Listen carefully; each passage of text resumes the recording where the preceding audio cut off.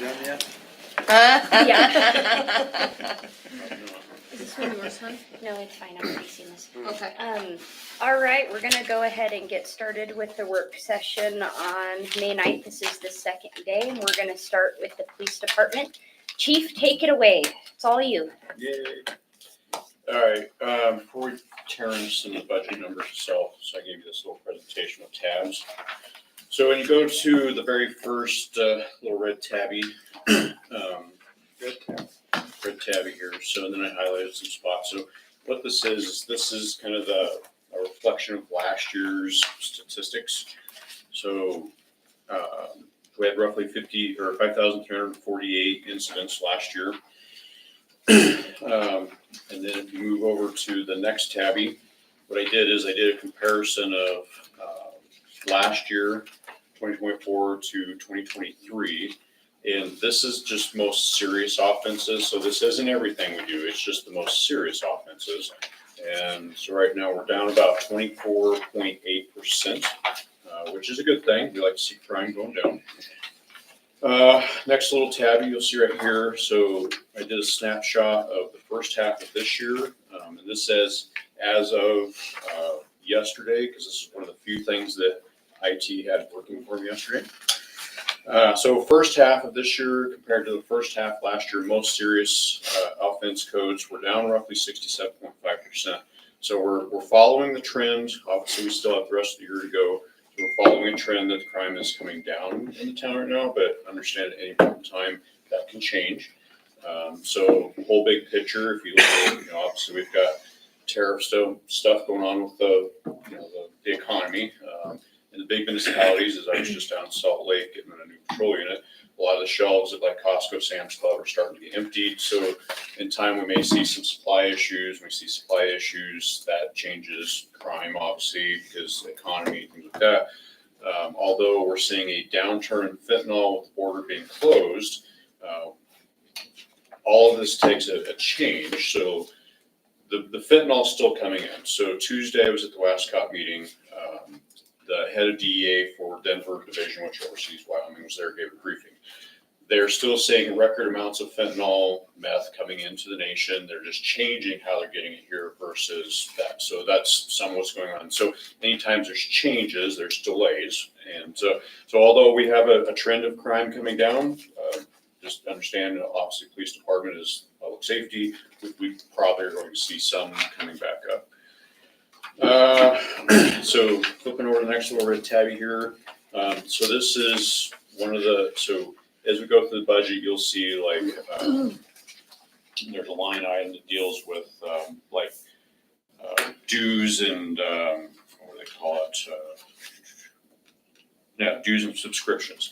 So this is one of the subscriptions we pay for. It's ICP Nets, International Association of Chiefs and Sheriffs. And so within that is a summary for like pursuit tracking. So last year we had 11 pursuits. And so this kind of helps me keep track of what's going on within the pursuits, what kind of pursuits they are, how many are involved, things like that. Because a lot of what we do in policing is data driven.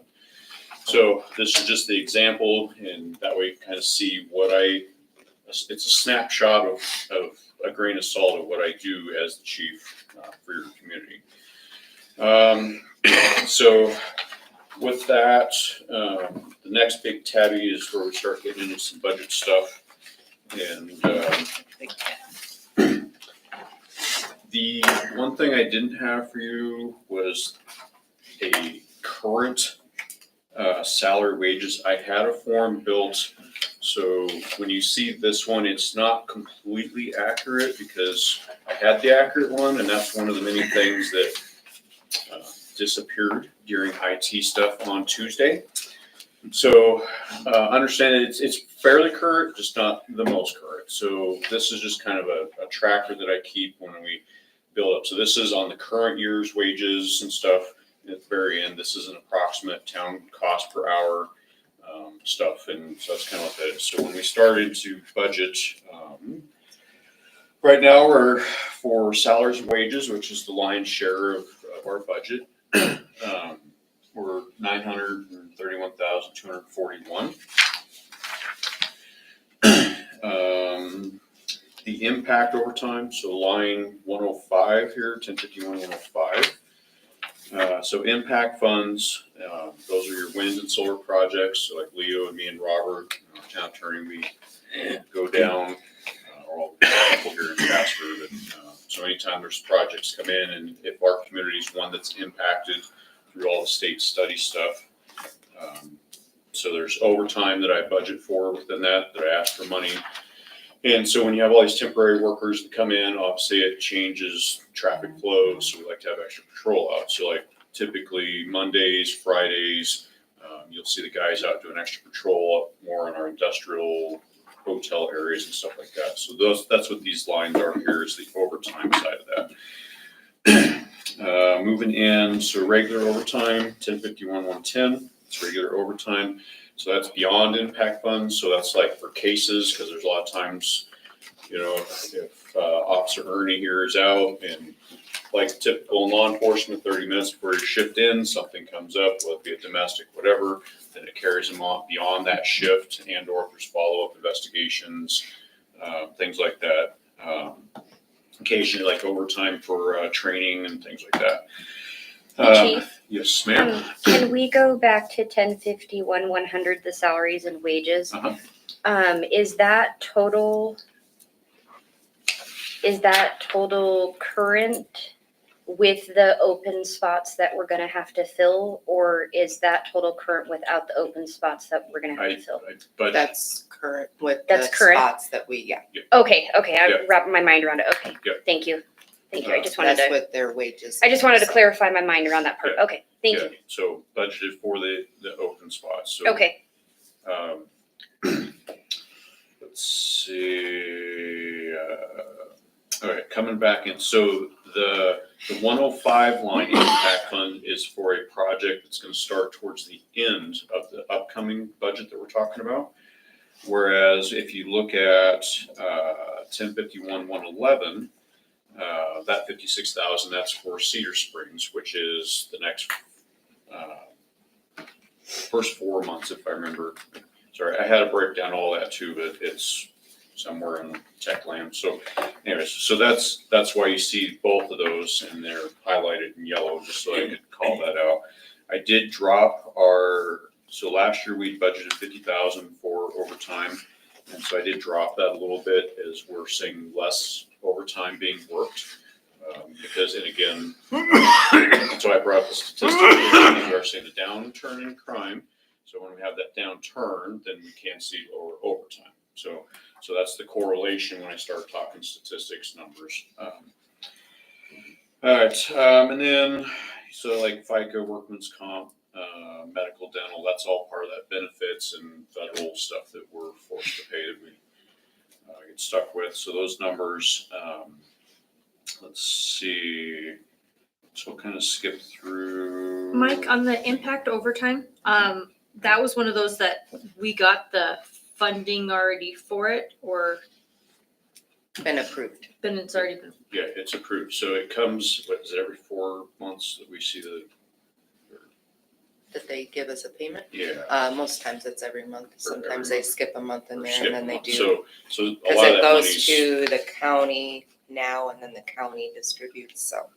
yeah, and like the companies pay the state, and then the state sends the county, and so most of that money's, in some ways we're ahead. So, and I didn't get you a copy of this, but I'll talk about it briefly. So in my world of what I'm doing, there's overtime, there's depreciation, et cetera. And so every paycheck, the guys, like when I go through on their timesheets, I have a specific column. So when they work the overtime for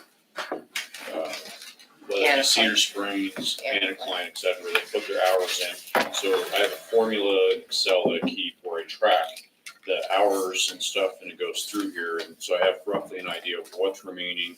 And right now, for the hours projected to be able to work, they're because I only have about 3-4 guys that like to work that stuff, where the other ones don't.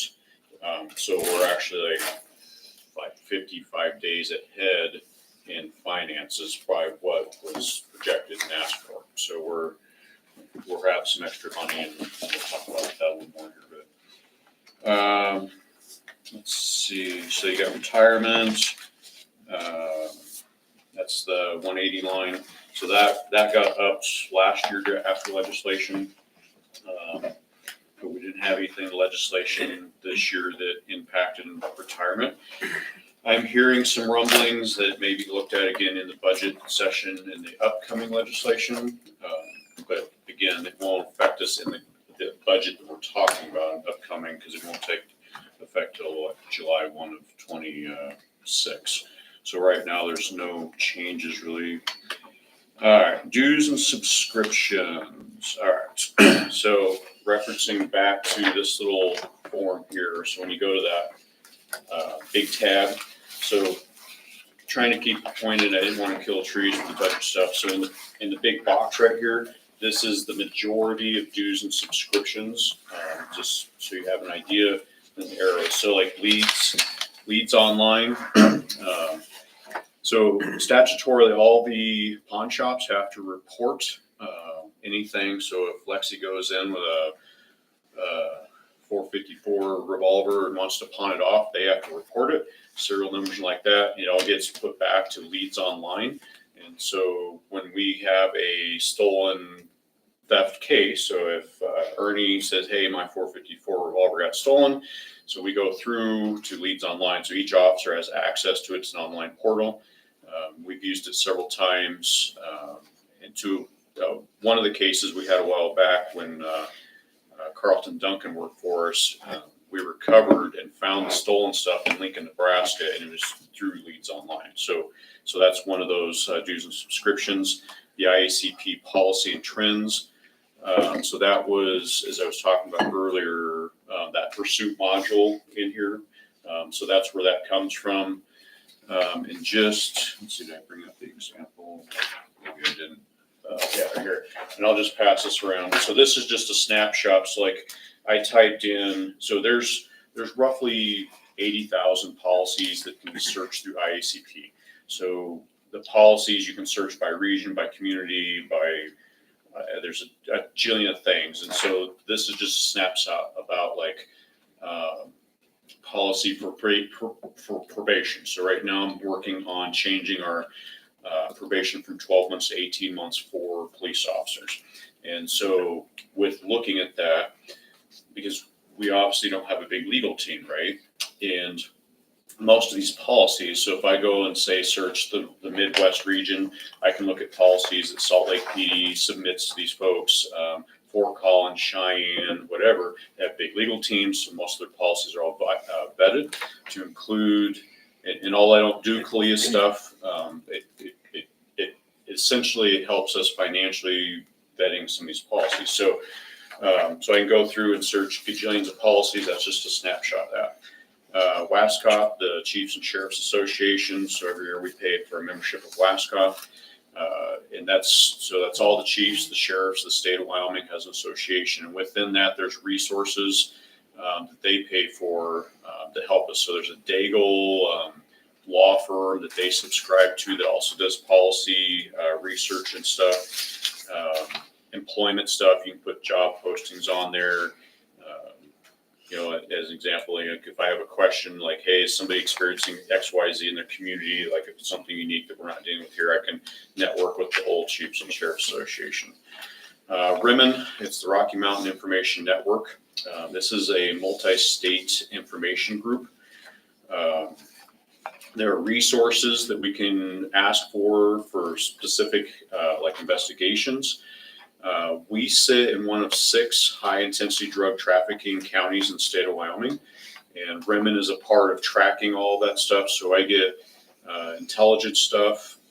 When we do search warrants, there is what they call a conflict thing that we use within RIMN. And so what we do is we submit out before we do a search warrant that says, hey, we're fixing to do a search warrant on this particular subject or subjects at this residence or whatever, because every agency doesn't just tell everybody what they're investigating. So it could be that Officer Greg over here with DCI is working a drug case, and Officer Machado over here is with Cheyenne PD. Maybe they have something, and so we don't want to it's an officer safety issue, so we don't all converge and have like a officer involved shooting with multiple agencies involved. So and that's, again, this is just a snapshot of what RIMN really is, but it's a huge informational investigative thing for law enforcement agencies. The Wyoming Peace Officer Association, we do subscribe that. So each of the officers is a member. They do have training within that agent or that association that they can attend. Public employment law. So I subscribe to the public employment law because as the chief, we have labor stuff that we deal with. And so it keeps me updated on any changes in federal employment law. There's also a subsection that's an arrest. It's an arrest publication. So every month I'll get these little memos in the mail, and it talks about specific cases, whether it's, from an arrest, a search, a seizure, what was the outcome of the case. Because in our world, like technology, case law evolves and changes all the time. And so that's one way I keep up on the ongoings of legal stuff for employment and arrest law. The TLO, for those of you familiar with, you have the 3 credit reporting bureaus, right? So TransUnion has this TLO, as they call it, and it's specific for investigations. We use it quite often, not just for investigations that we're in criminal world, but if we are onboarding new people, this is part of the background check. So we go in there, and so anything and everything to a background investigation, family history, phone numbers, credits, prior addresses. So when they fill out their personal history statements in the application, they have to list all their addresses. So this is one of the ways that we can reference, their credibility if they're putting accurate information on there. So it's quite in depth, but that's another one of those. Our website, Ionos. So if you've ever had a chance, or if you haven't, you can just type up Evansville, Wyoming PD. It shows up. It's a nationwide thing. There's a whole bunch of stuff about the PD on there to include applications. There's resources. There's a resource tab you can go in. So like our court, when we instituted or brought in the paying online stuff. So there's a tab where you click on that, takes you to link to the court, highway patrol, or whatever the resources. And so that's part of that. PLEA, the Peace Officer Law Enforcement Association. So one of the things that we do, it's a little benefit to the officers. It's a liability insurance in a sense, and a lot of there's like the Fraternal Order of Police typically offer this kind of stuff if you're a unionized department. We're not unionized, but we do. It's like $300 or something, $350 a year. And so if for Is that whatever, per officer, or is that just for everybody? that's for the officers. Yeah. So we get a group membership, so it brings it down a little bit. So, the officers can, so if they're, because occasionally lawsuits come up, and so typically the Attorney General's office represents the officer if there's any particular suits, but this is an extra protection beyond that. When we put this in place, I wrote a policy that they can't use it against the town for employment purposes. It's only for liabilities and stuff in the nomenclature of the job. So that's a snapshot of what dues and subscriptions are for some of you that are probably newer to or haven't been here for a little while. Moving on to 1051-210. So basically, so 8,000 I budgeted for in dues and subscriptions. 1051-211 is registrations or / training. I don't have 211 on this. We've got a 1051, 210. Probably a typo I missed. I'm sorry. No, that's okay. I just wanted to make sure I was on the right spot. Yeah, no, it's probably just my typo. Yeah. So it should be 210. Okay. Yep. Okay, so training. Training is a huge thing. You will find, so on the back end of, so this little red tabby, beyond this big red tabby, this is a snapshot of case law that governs training. Training is, the way I refer to it is, it's a vaccination against liability suits. The more you train, the more you keep up with things, the less likely you're going to have lawsuits, and in order to make sure the officer is doing correct and good stuff out on the street. So some of this stuff you'll see goes back to as far as 1979. So snapshot of case law. So training's a huge thing. I've been pushing since I've gotten here because that's one of the things we want to keep any potential liability suits, low. We've done really good about not having lawsuits since I've taken over as chief. So flipping back to the main big tab here. This is just a little, sorry. That you had one of those there. So in the box, kind of gives you a snapshot of, so like WLEA, or Wyoming Law Enforcement Academy. So anytime we send an officer to get, certified as a new officer, right now it's about $3,500 per officer to go there. And or if we send them for any advanced training that they offer down there. Advanced training isn't just through the academy. There's other stuff. I don't think I brought it up. So like our newest officer, we just had her attend Blue to Gold. It's a guy who's a master's, used to be a state trooper, and has went through, and he's got search and seizure report writing classes and stuff. So like she just did a constitutional report writing class, because in that training environment we want to build a good base with them and stuff. So once they're certified, they're out on their own. You got CIT, you got FTO officers. So a couple 2 months ago, Officer Dudley, Sergeant Newsom went to an in-person FTO officer class, so field training officer, for those not familiar with the acronym, down in Colorado. And then I had Officer Paz do the online version. TACMED, the mayor actually got to attend a portion of the TACMED class that I teach to the officers, to certified TACMED instructor. So with that, so like some of the stuff, so most of our officers have some certification to be an instructor of some sort. So we got McFall is like our emergency vehicle operations instructor. And so every year we do some sort of training to stay up to date with emergency vehicle operations. And Sergeant Nelson does like our less lethal pepper spray stuff. So every year we do a refresher to the officers, even though we don't have to do it yearly. That's one of the things I've instituted that says we do it every year to help keep liability low. So everybody's got some extra little duty within that instructor portion. ARIDE, advanced roadside impairment detection is what that is. So we send people to that. So you get basic DUI detection stuff through the academy, and this is more advanced. So when they go to this, it gives them better skills at how to detect people who are driving impaired, whether it be under alcohol, drugs, etc. So that's a snapshot of what trainings are. And going back to like the case law, we make sure it's relevant. It has to be up to date. Let's see, it was December. I brought in a outfit from Colorado to do active shooter stuff because obviously that's a big topic around the nation with active shooter stuff. So we did a department-wide training at our school. He came in and he teaches top, tactics. Any law and legal updates that come with that. I am also an active shooter instructor, but sometimes it's better to also bring other outfits in because it's like a double vaccine and sense against liabilities and make sure everybody's up to date. So training, 18,000, and I kind of look at, each officer to get XYZ of training per year through the year.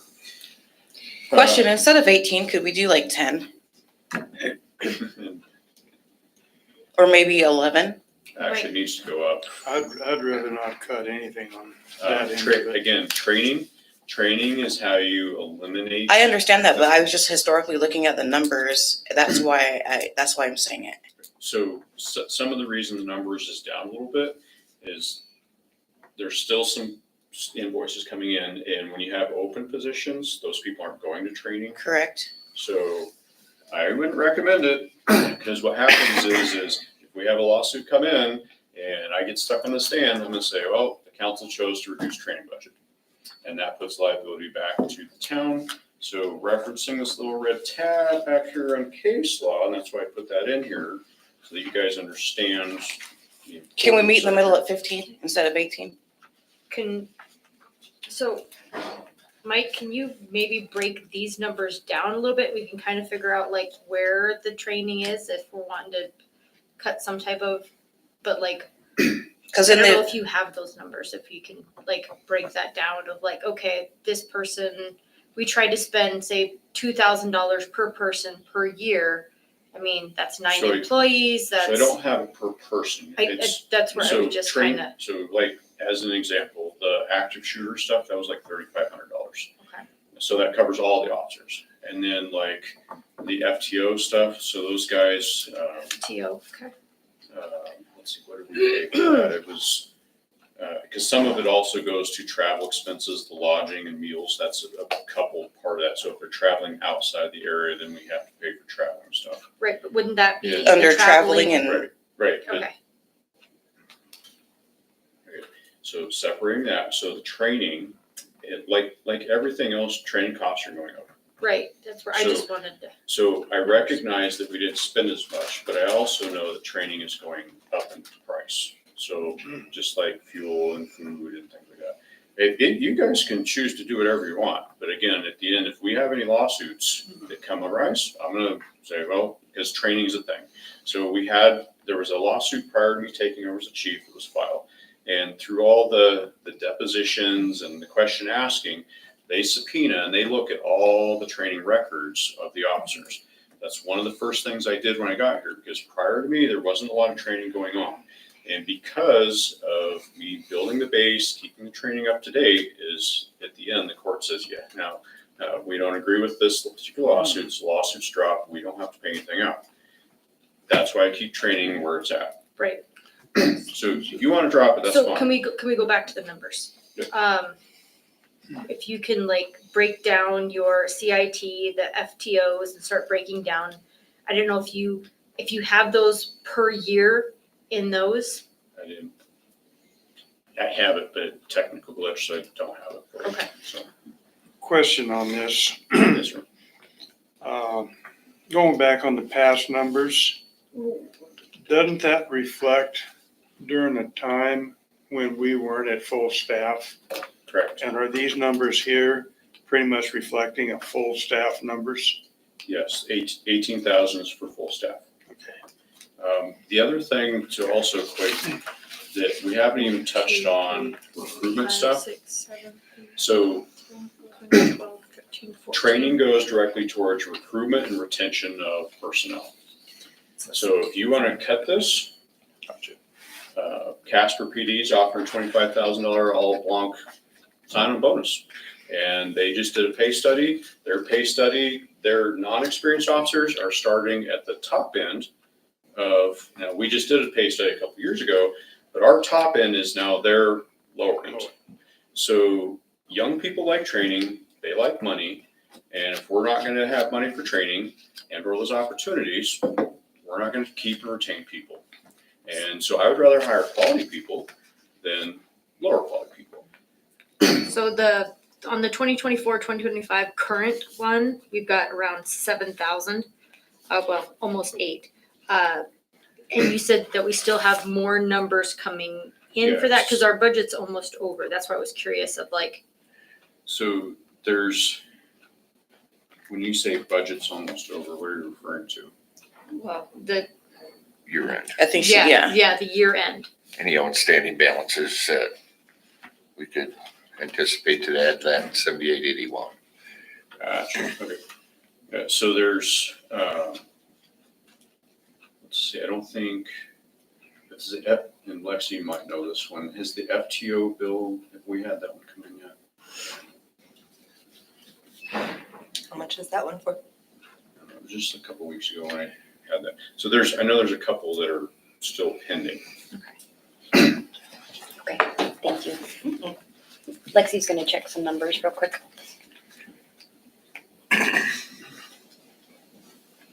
I mean, 18 definitely looks like a lot, and that's where mine was with it, just looking at statistically, and I wanted to see where we were this year on like, say at our tail end of the year of like what we would be actually spending.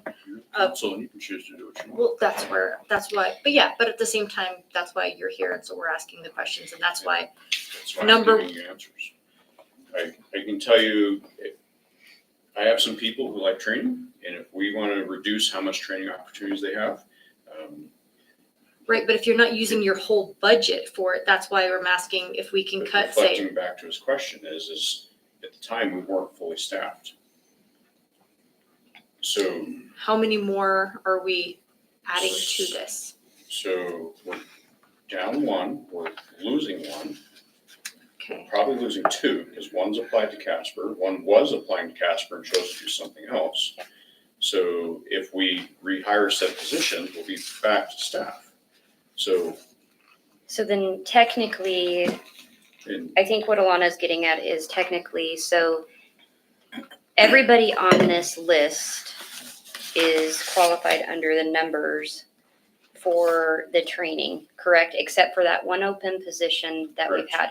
Because technically, the two positions that we're technically going to get ready to lose, they were already qualified in the numbers for the 24-25. So technically, we were only down one position of one number within the numbers that you have listed. And this is at current snapshot. Yep. So we had two open positions coming into the year. Yep. And we filled a And then you position. hired, yeah. And then we lost a position, but then we rehired, like, so it, I'd have to go back and look at the breakdown, because we had So we've only hired one person one this year. person.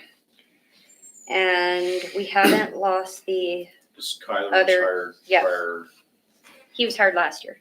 yeah, Yeah. in the previous budget. Yeah. Yeah, but Yeah. now he's going away, so. Yeah. So we've only hired one person this year. We had two open spots. She filled one of them, so then we only had one. So technically, we only had one position that we had to fill.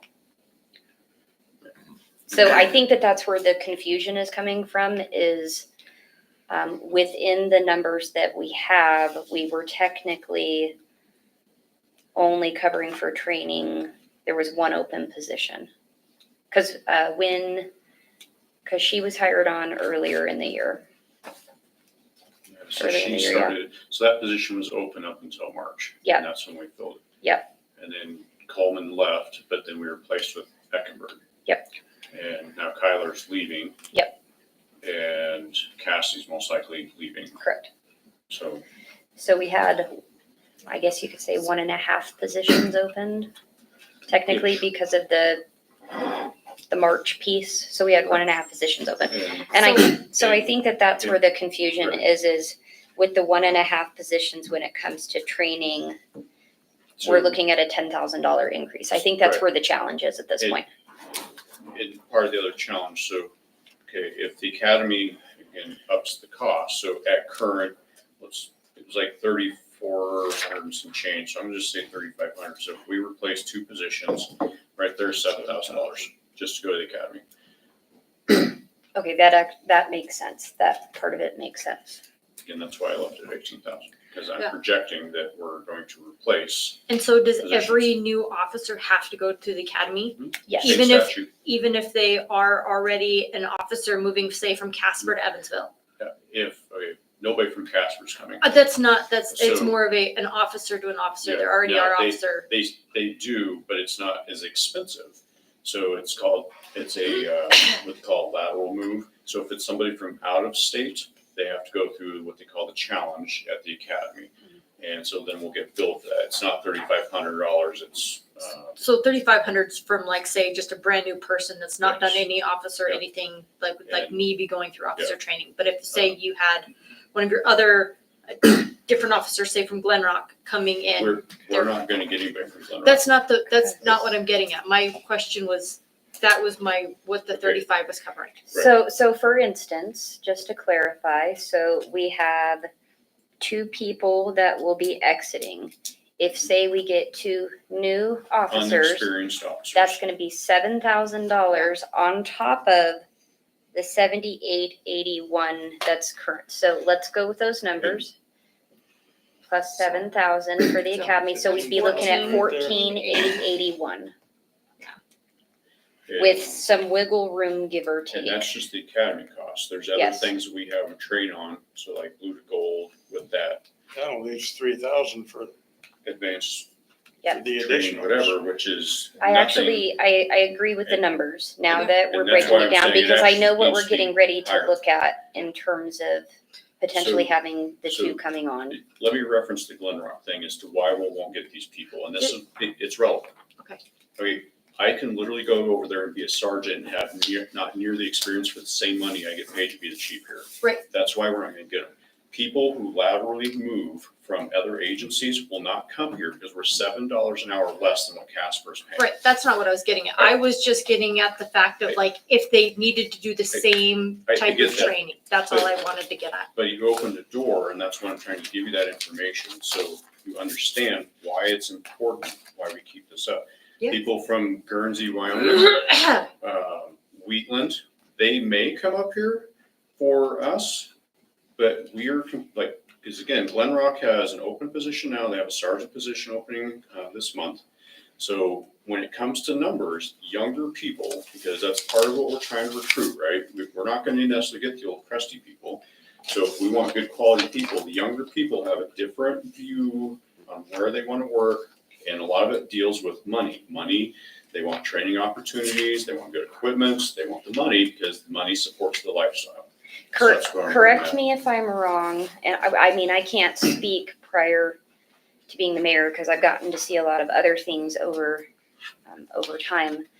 So, because I do agree with the fact that we're not going to be able to match what Casper is doing right now with their officers.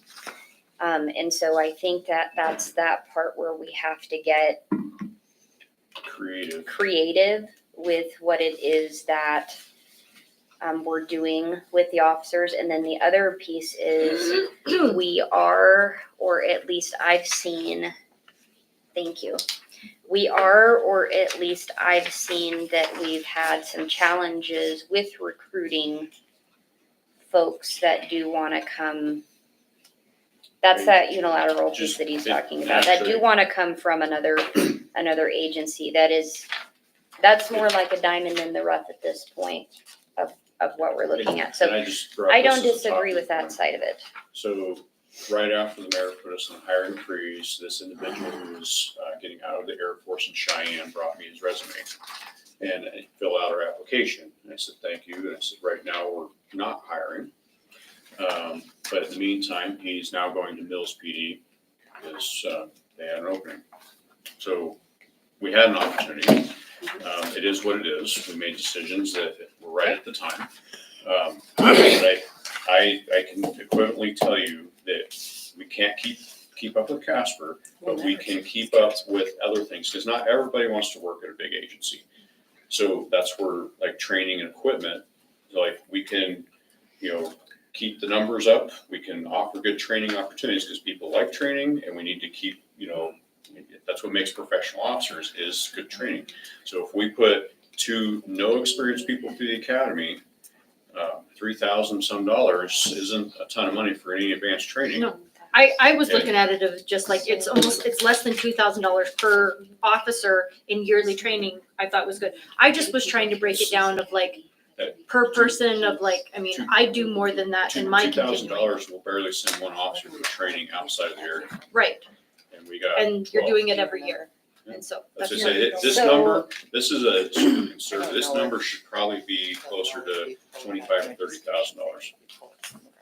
Okay. Chief, just a real quick question, because we were having a sidebar because I'm getting some extra numbers. So does the registrations for the police academy, just real quick, are they covered in any other section, or are they pulled out of any other No, area? the WLEA stuff comes out of 210, which is true. Okay, so then, Registration and. looking at the numbers that we're currently looking at, we'd be at $9,350, but then if you add on the two academy folks, if we're getting brand new folks, and Lexi, you correct me if I'm wrong, because I'm just, I'm doing a calculator situation, and you do numbers in your brain.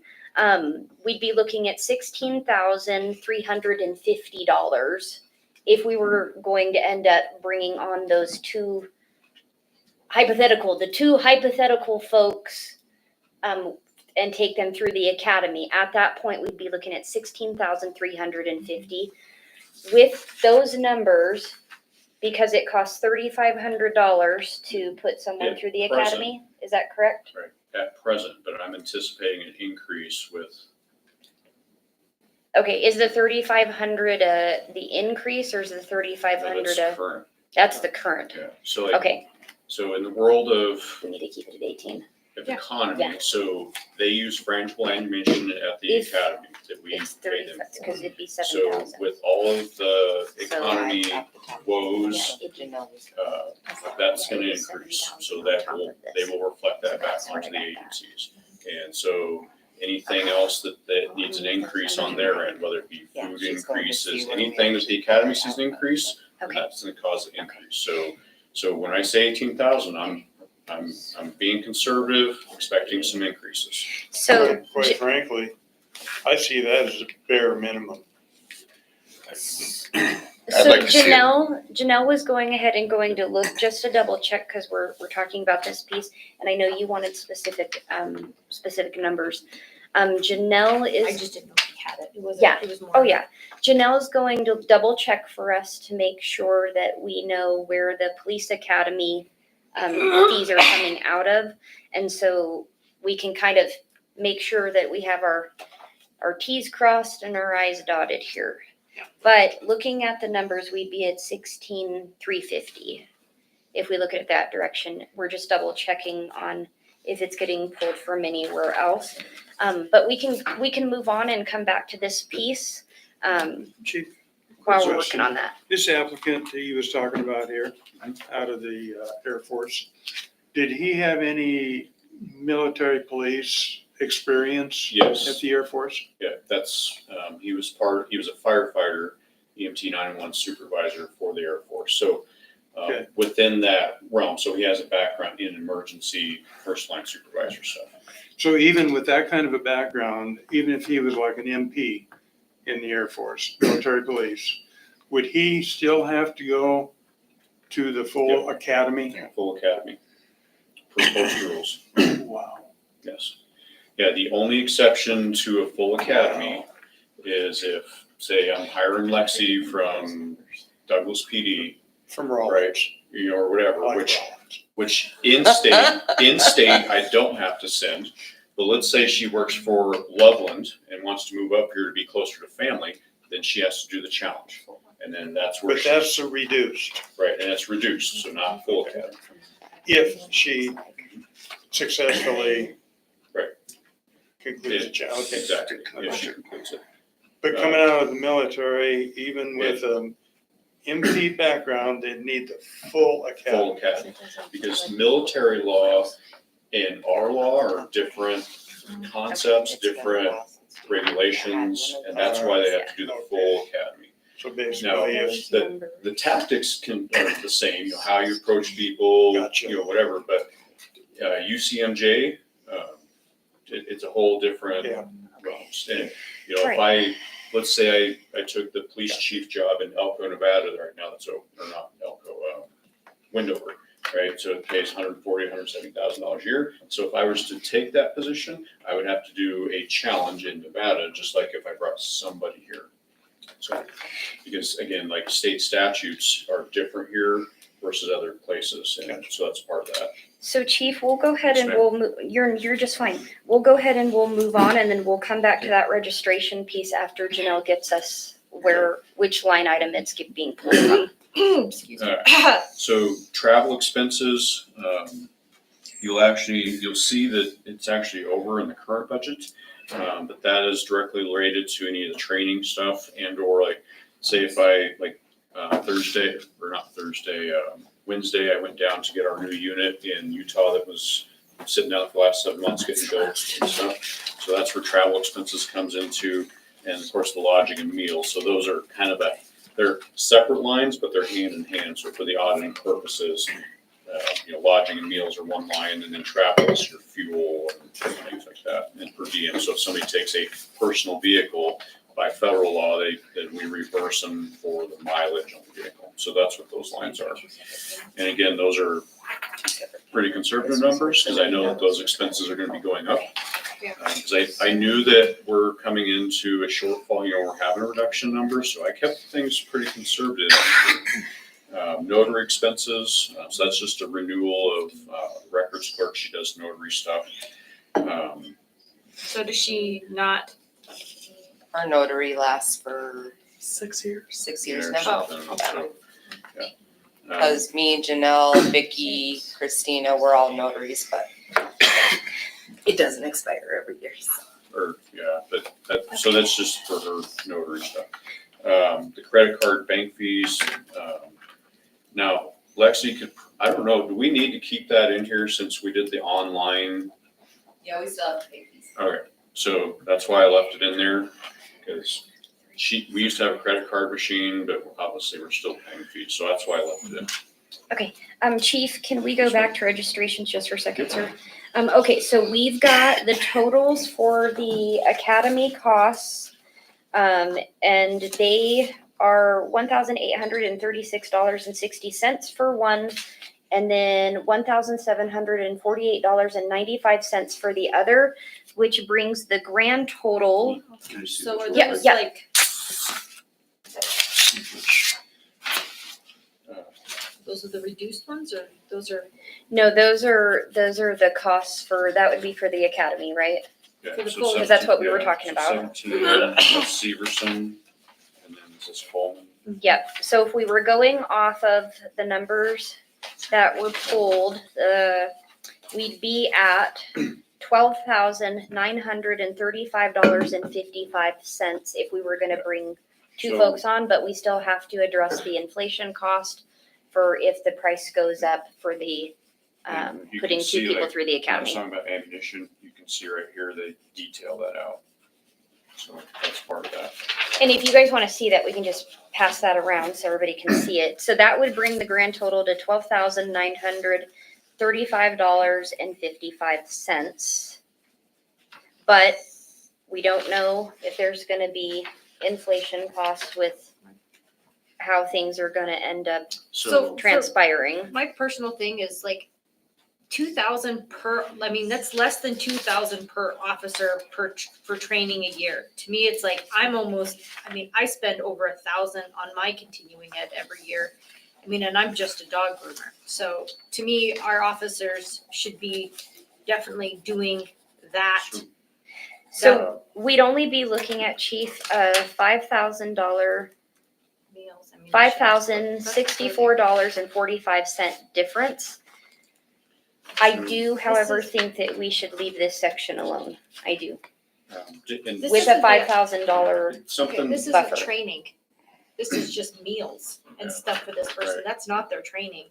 yeah, there's other parts of it. So, Gotta be a different line item. so Would it be Handguns, 210? rifle. That's why it's 3,500 instead of 17. There's no other bills for, there Right. should be, I should have another one. Yeah, cause this, No, I mean, I went as to the this vendor. says, this is literally for meals, handgun, rifle, and clothing. This has nothing to do with the training that they're receiving. at least on my side, I would be fine with having the $5,000 buffer window. Because once we start getting into several of the other line items, we'll start to see that the chief has ended up slashing several sections. Now, if there's something else that's out there that we don't have So- numbers to, so Lexi, we'd have a $5,064.45 difference with the current numbers that we've got, but then we're accounting for And I haven't inflation equated costs. recertification yet. So, we use a computer voice stress analyzing machine. So it's like a polygraph, but it's their computer. So there's 3 of us that are certified to use that, and every 2 years you have to be recertified. And so that's gonna be coming up in 26, so that'll be a part of this particular thing, because that's recertification of training. So Sergeant Nelson, myself, if Cassie doesn't go to Casper, it'll be him. If he goes to Casper, obviously that drops off, but that's an unknown right now. So that's, I think it's like 900 per officer, plus lodging and meals, just to get recertified. So how many in your department, I mean, counting you, there's 12 people in total. Is that what you said? Well, plus Brandy. So there's 12 No. sworn officers. And then we No. have our CSO. Does she do extra, I mean, obviously she's not part of the clearing and that kind of stuff. Right. So does she So- does she do these type of trainings as well? Some. So, Registrations. so she's gonna go through a de-escalation training. And so most likely that'll be in the upcoming budget, right? So not everything applies to her, but some of it does. And records, so records clerk, it's like not training, so she doesn't get near the training stuff, but there are things that even the records clerk needs to go and get refreshed on in training. I will actually agree with that, because I've been hanging out with your records clerk as of late, and Christina does a whole lot of things that I wasn't even aware of. Although we would be having a buffer window of $5,000, I would be okay with us leaving it at the 18, seeing the numbers that we have.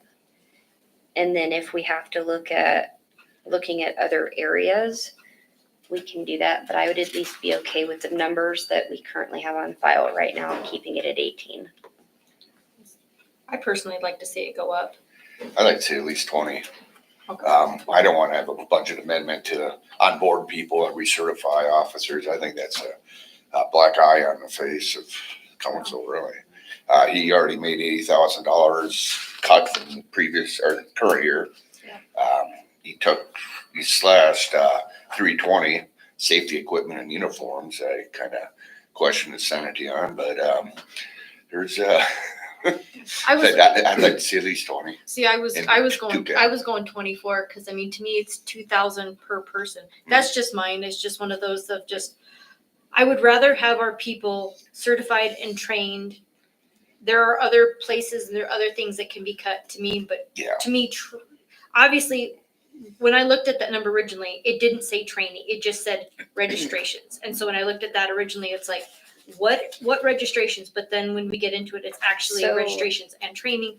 I personally would see. So as, Like- at least as the mayor on my side, I'd be fine with us doing 20. But again, as the council, we need to remember that property tax cuts minimum are going to hit us by at least 112,000, and the state doesn't have the actual, the numbers yet. We're hearing a lot of it's gonna be higher than that. We're hearing from some folks that it's gonna be lower than that.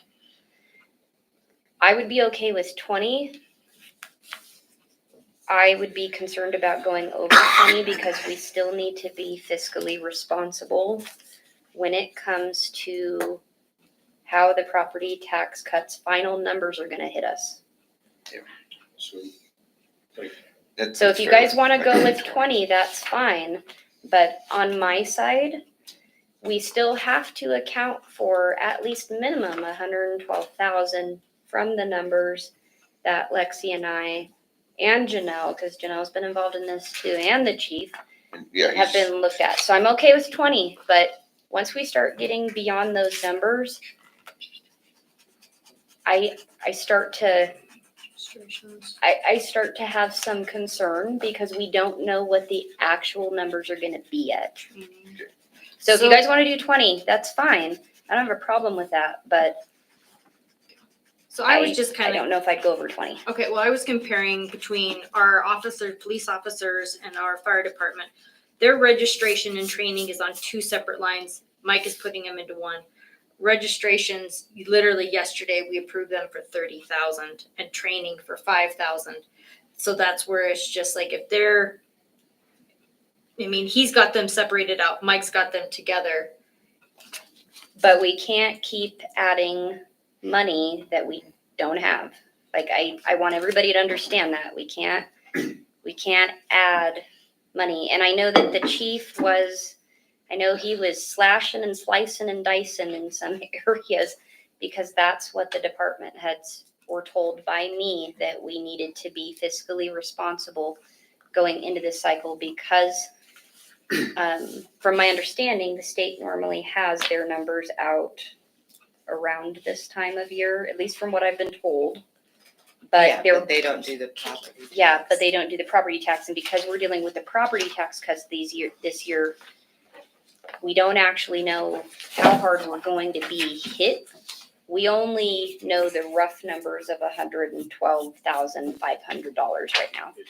So I'm fine with 20 on my side, but if we start pushing and pushing and pushing and pushing, then we need to account for somewhere else where we're going to be offsetting that cost. So I was trying to save us some money and buy a 2023 unit, but 2 people on the council chose not to respond. Those opportunities are gone. So I did my best to cut what she told me and save us some money. So that's why I'm so passionate about training, because I understand the importance of training. So Yes. where are we at? Because I want to move forward. So are we at 18 or do you guys want to go to 20? I'm concerned about going beyond 20 at this point. Because we don't have the final numbers yet for property tax cuts. I'll support 20. 20.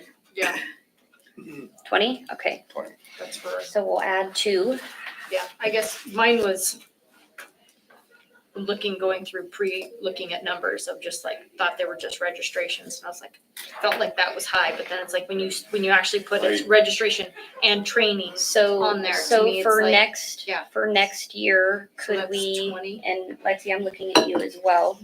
Could we end up separating out the registrations and the training for next year so that it's separated and clear? Is that something we could do or not do? I'm asking a question. I don't know the answer. Registration was what the line was called when I took over as the chief. It's always just been that. It's just training. So that's why I put training here in my little thing, Okay. because training to me is training. Like, we can register for a class, but But it's to a still person who training. maybe doesn't know that registrations and training are together, that could be confusing. There's a difference between registrations for training and training materials. That's why Leo has it broken out, because Got it. he gets Okay. books and stuff. That's what he puts under his training line item. Okay. They're mannequins that they get. So if he gets like mats or something, that would be something that we would put under training. Training materials. But registrations to go to the training would still go under registrations. So he doesn't have that line item. No, we can add Everybody, it, yeah. but Yeah. In every department's line items are gonna look slightly a little different dependent upon what they got going on. But could we end up separating that out for next year so then there's no confusion? we could. Okay. But if it's all registrations, it's all gonna come out of that line. If it's registrations for training, it'll come out of there. So then we wouldn't That have was to do a just more separation. information on Okay. mine, which Okay. obviously. So we're You good. on Yeah, this if he one, gets so- materials for the trainings and stuff, Mhm. that's something that would go on. So we're good with Training. 20. So let's keep moving down the line because we spent quite a bit of time on this section. I needed more information. I'm sorry, everybody. There is no reason to apologize for anything. Yeah, Trying to understand it. All right, we were at 1051, 230. To lodging and meals, okay. we got 2 lodging meals, so I kept those pretty conservative. Cause then we don't generally have a ton, like, we do have some traveling, not a ton. Cause I try to look for anything that's pretty local, but there are just some trainings that you gotta go out of state for, and in some ways it's better you get it because there's like Utah, Colorado, there's higher populations, and those trainings will reflect more of current and future trends versus the academy. Not to say the academy isn't the greatest, but there's just a lot of things I don't really go to the academy outside of the standard stuff. So that's why those are there. Notary expenses, we talked about that, bank card fees, which I just left it as it is. So unless Lexi thinks we need to up it or lower it, that's a more her question. Are we going to see any fee increases on that side? Okay. Office supplies, so I left it fairly consistent, 5,500.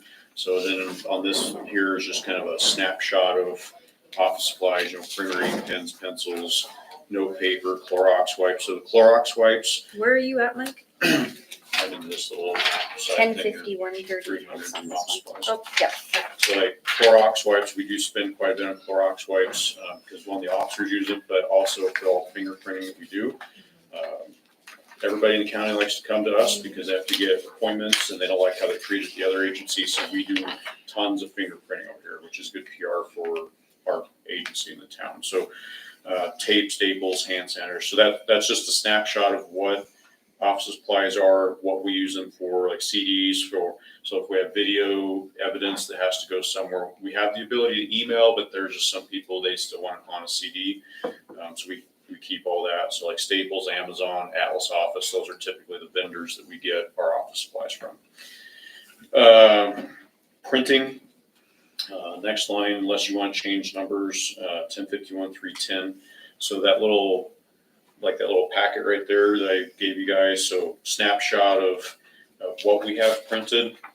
So you got your door hangers, trespass forms, crash forms, all that stuff that we use on a routine basis. So Oil City printers, Staples, police publications, that's where we get that printed materials that we use on a daily basis. Uniform, safety and equipment. So now, every time you get a new officer, you get to buy a new vest because everybody, like, just because I can wear a vest that's fitted for me, if we hire, say, Greg, obviously the vest I'm wearing can't necessarily transfer over to Greg. So that's part of why that number's where we're at, because I'm anticipating some new hires. So within that uniform, safety equipment, so there's a snapshot, your protective vest, your pants, your shirts, your duty gear. Some of the officers wear their own duty gear. Some people want department issued stuff. So like our two newest ones, Severson and Eckenberg, they wanted department issued stuff. Some stuff we have extra that we can say, here, use this. But again, some people's body configurations, you have to buy different belts and what have you. So With the safety equipment and the uniforms, because I've gotten to spend lots of time down in your department as of late. Does our police department, do you guys have everything that you need in terms of uniforms, safety equipment, everything effective to utilize their job? Because like what Ernie was saying, some areas we don't want to go chintzy on. In other areas, we want to make sure that we've got enough of and or we've got everything that you guys need. And considering what you guys do in your line of work every day, that would definitely be that, Ernie, that would be that line item area. This one would be where I would say, do we have everything that we need to help you guys effectively do your job in terms of this stuff? for the most part, so like pepper spray. So pepper spray has an expiration date on the pepper spray. And so as we use it and or it expires, it has to be replaced. And that goes back to liability factors. So like, although I gave you a snapshot of case law referencing training, everything else that we do, the police department is the highest liability thing a municipality deals with. So almost everything I deal with is trying to mitigate liability. So like pepper spray, I would rather replace it when it's expired and or used. Because again, what I've found over time, like pepper spray, you get a bottle like this that the officers carry, but you use only half of it and then they don't use it for say 5 or 6 months. It's not as effective. So typically once these guys have used it once or twice, then we just replace it because the last thing we want is some officer safety issue because something is defective. I mean, there's always that possibility. I figured it was a one-time. So- Narcan is safety equipment that we carry. We're gonna have to replace a bunch of that this year. That stuff's expensive, because I've got a bunch of it's just expired, so we're fixing to replace that. So safety equipment, so like you'll see, I made a little snapshot on the site, qualification targets, right? So that's just a company. So like when we go to the range, we have targets that we use. And so that's part of training, even though it's not a part of the other training budget, it's been in this line since I've been here. So we can, if we're gonna create a training line for materials, then that would obviously in time get moved to that line versus this line. But currently, as of right now, you guys have everything that you need, everything's up to date, or do we have items and or gear that is outdated, old, or? Taser cartridges, we're probably gonna need to replace some of those, so that's part of this anticipation. Yep.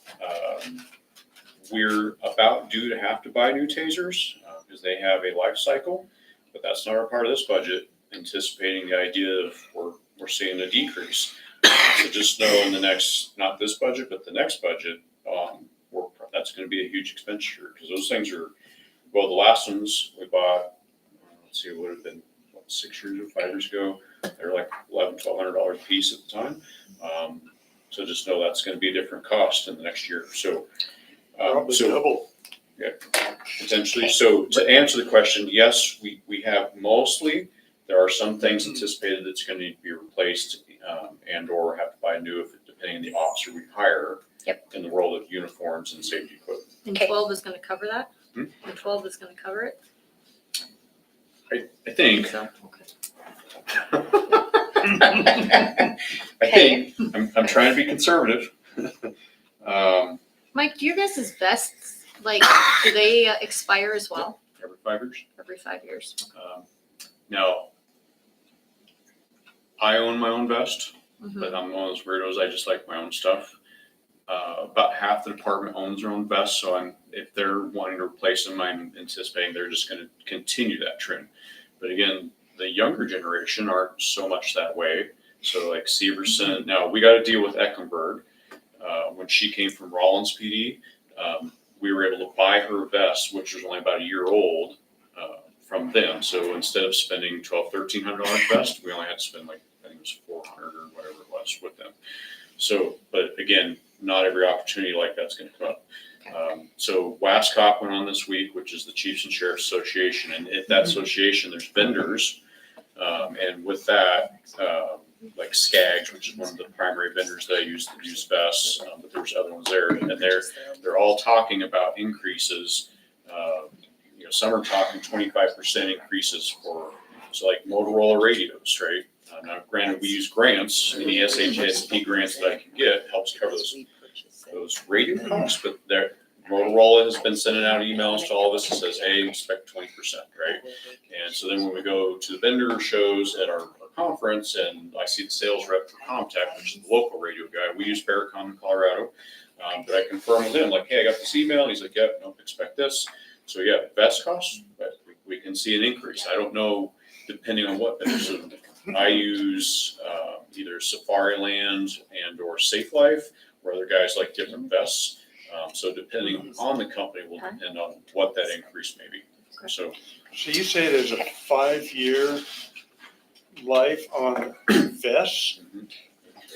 it doesn't mean they're not effective after 5 years, but it goes back to the word liability.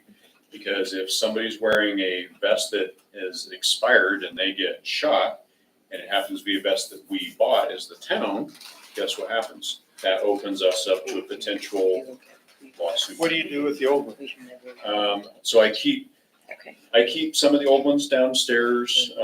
So if we have different events or whatever, some of it we just go out to the range. So like when we go and shoot, we don't just do qualification on the range. And so what we do is some of the vests we go out, we literally shoot them because in our world, like custody control, when you go to the Academy for Custody Control, you do everything that you're being trained on with each other so that you know that it's effective, how it works.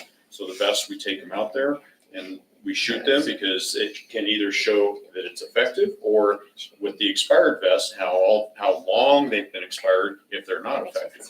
So that way the guys understand like, oh, we shouldn't wear a vest that's 10 years old because your body, your sweat, your oils, things like that will start to degenerating that material. That's why there's a 5-year lifespan Okay, for those. Well, keep me in mind, I do a medium regular.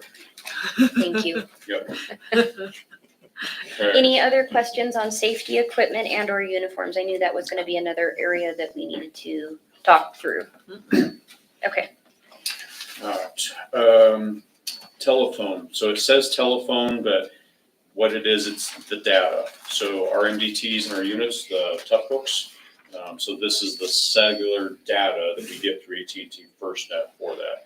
And so 8,000 is pretty consistent. I haven't heard any changes from rep when I was over at the conference on Tuesday that there's going to be an increase in data charges at this point. So unless you guys have discussions, topics there, nope, okay. Postage. So that's their mailbox postage stuff. So anytime the records clerk sends out letters and or, so like if Officer Nestor is sending out notifications and things like that. That's fixing to go up again. It is. And we had, so last year, or this current year, we had one house over on Missouri Street that we finally got an abatement done on. We were sending certified letters clear down to New Mexico where the current owner resides. And so obviously, like there was extra maintenance going out, so that's part of why that's an increase. First aid supplies, I did drop that down. So we have some medical boxes downstairs that have Band-Aids and, aspirin and just little things like that. And we had some people that were using it more in the past, but they don't work for us anymore. So we've seen a decrease. So that's why I dropped that down, because I think we were 1,800. I don't remember what we were initially, or 2,000. So anyways, so I did drop it. Professional services. So that's psychological. So anytime you hire somebody and you do you have to do a psychological thing. If the only exception to doing a psychological exam on applicants is if they lateral from one agency to another. So like Brianna, because she worked at Rollins and there wasn't any break in service from there to us, so we didn't have to do a psychological. Now by policy, we could if we wanted to. But to save money, because those services are going up in cost, and any other, like your drug testing and those are professional services outside that we utilize. So Chief, just a question on that one. So for instance, we'll have the two positions that we need to fill. So will this 1,200 cover their 2 psych evals and all of the stuff that you guys have to do? I know It's how gonna much be- psych evals are, but I'm just It's- wondering if that's gonna cover the cost of, it's going to be probably on the line, okay, like right on the line, unless I'm asking for additional testing, which could be more money. So Smith Psychologicals in Cheyenne that we utilize, Mhm. there's the baseline psych eval, but then if there's questions, concerns, or something you want to dive a little deeper in. So when you fill out the personal history statement or the application, if we're going through there, and so as we do the background checks, if there's something on there that's like, we think they're a good candidate, but something's just not right, we can ask for additional testing through them. And if we do that, then it could increase the costs. I can't speculate whether we would do that or not until we have applicants that we're doing background on. So I went uber conservative. We could be slightly over in the line, but I'm also anticipating that, so we're in May. So by the time we approve the budget, we're probably gonna have a month or so or more, right, that we haven't filled a position that's funded. So with not filling that position, then the bottom line number at the end. So if we have a little overage, I think we're gonna be okay there, if that makes sense. Yep. Unless Lexi has a different opinion. okay, awesome.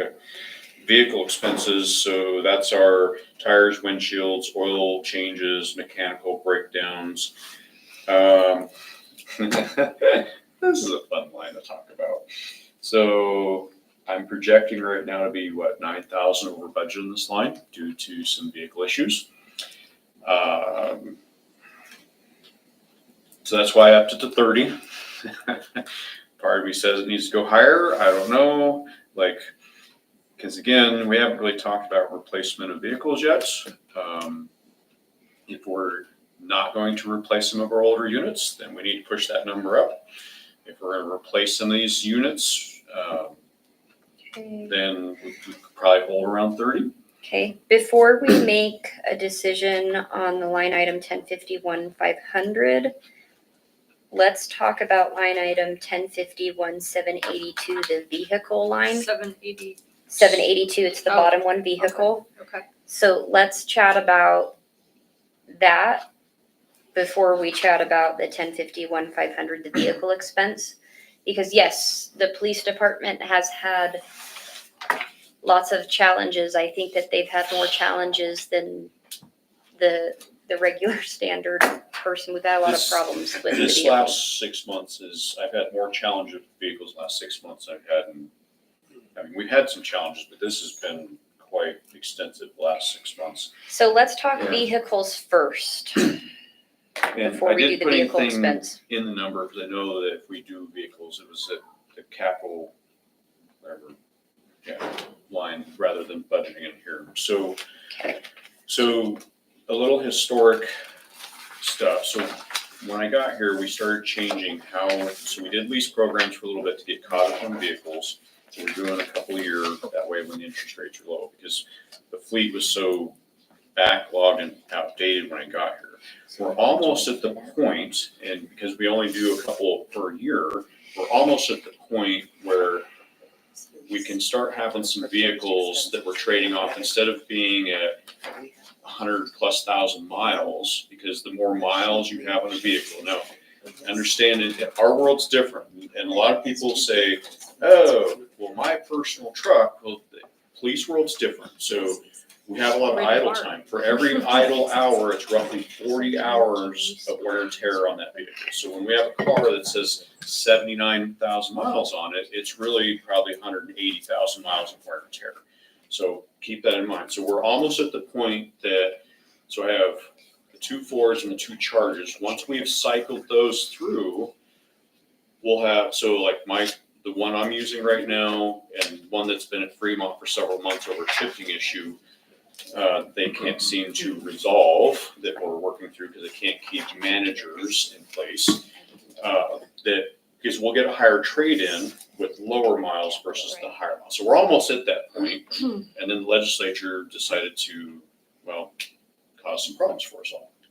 So that's part of the historic part. We've been working towards getting caught up and because when we have higher trade-in values, then that line actually would probably decrease. However, so just so you guys can reference it, so this is, okay, so we've been spending, 38-ish thousand. So right here, this is the newest estimate. This is for a Ford SUV. And the part of the reason, and the Dodges aren't much different than this right here. So I pulled this in March 19 of this year, is when I got this estimate from Young. Vehicle costs are going up.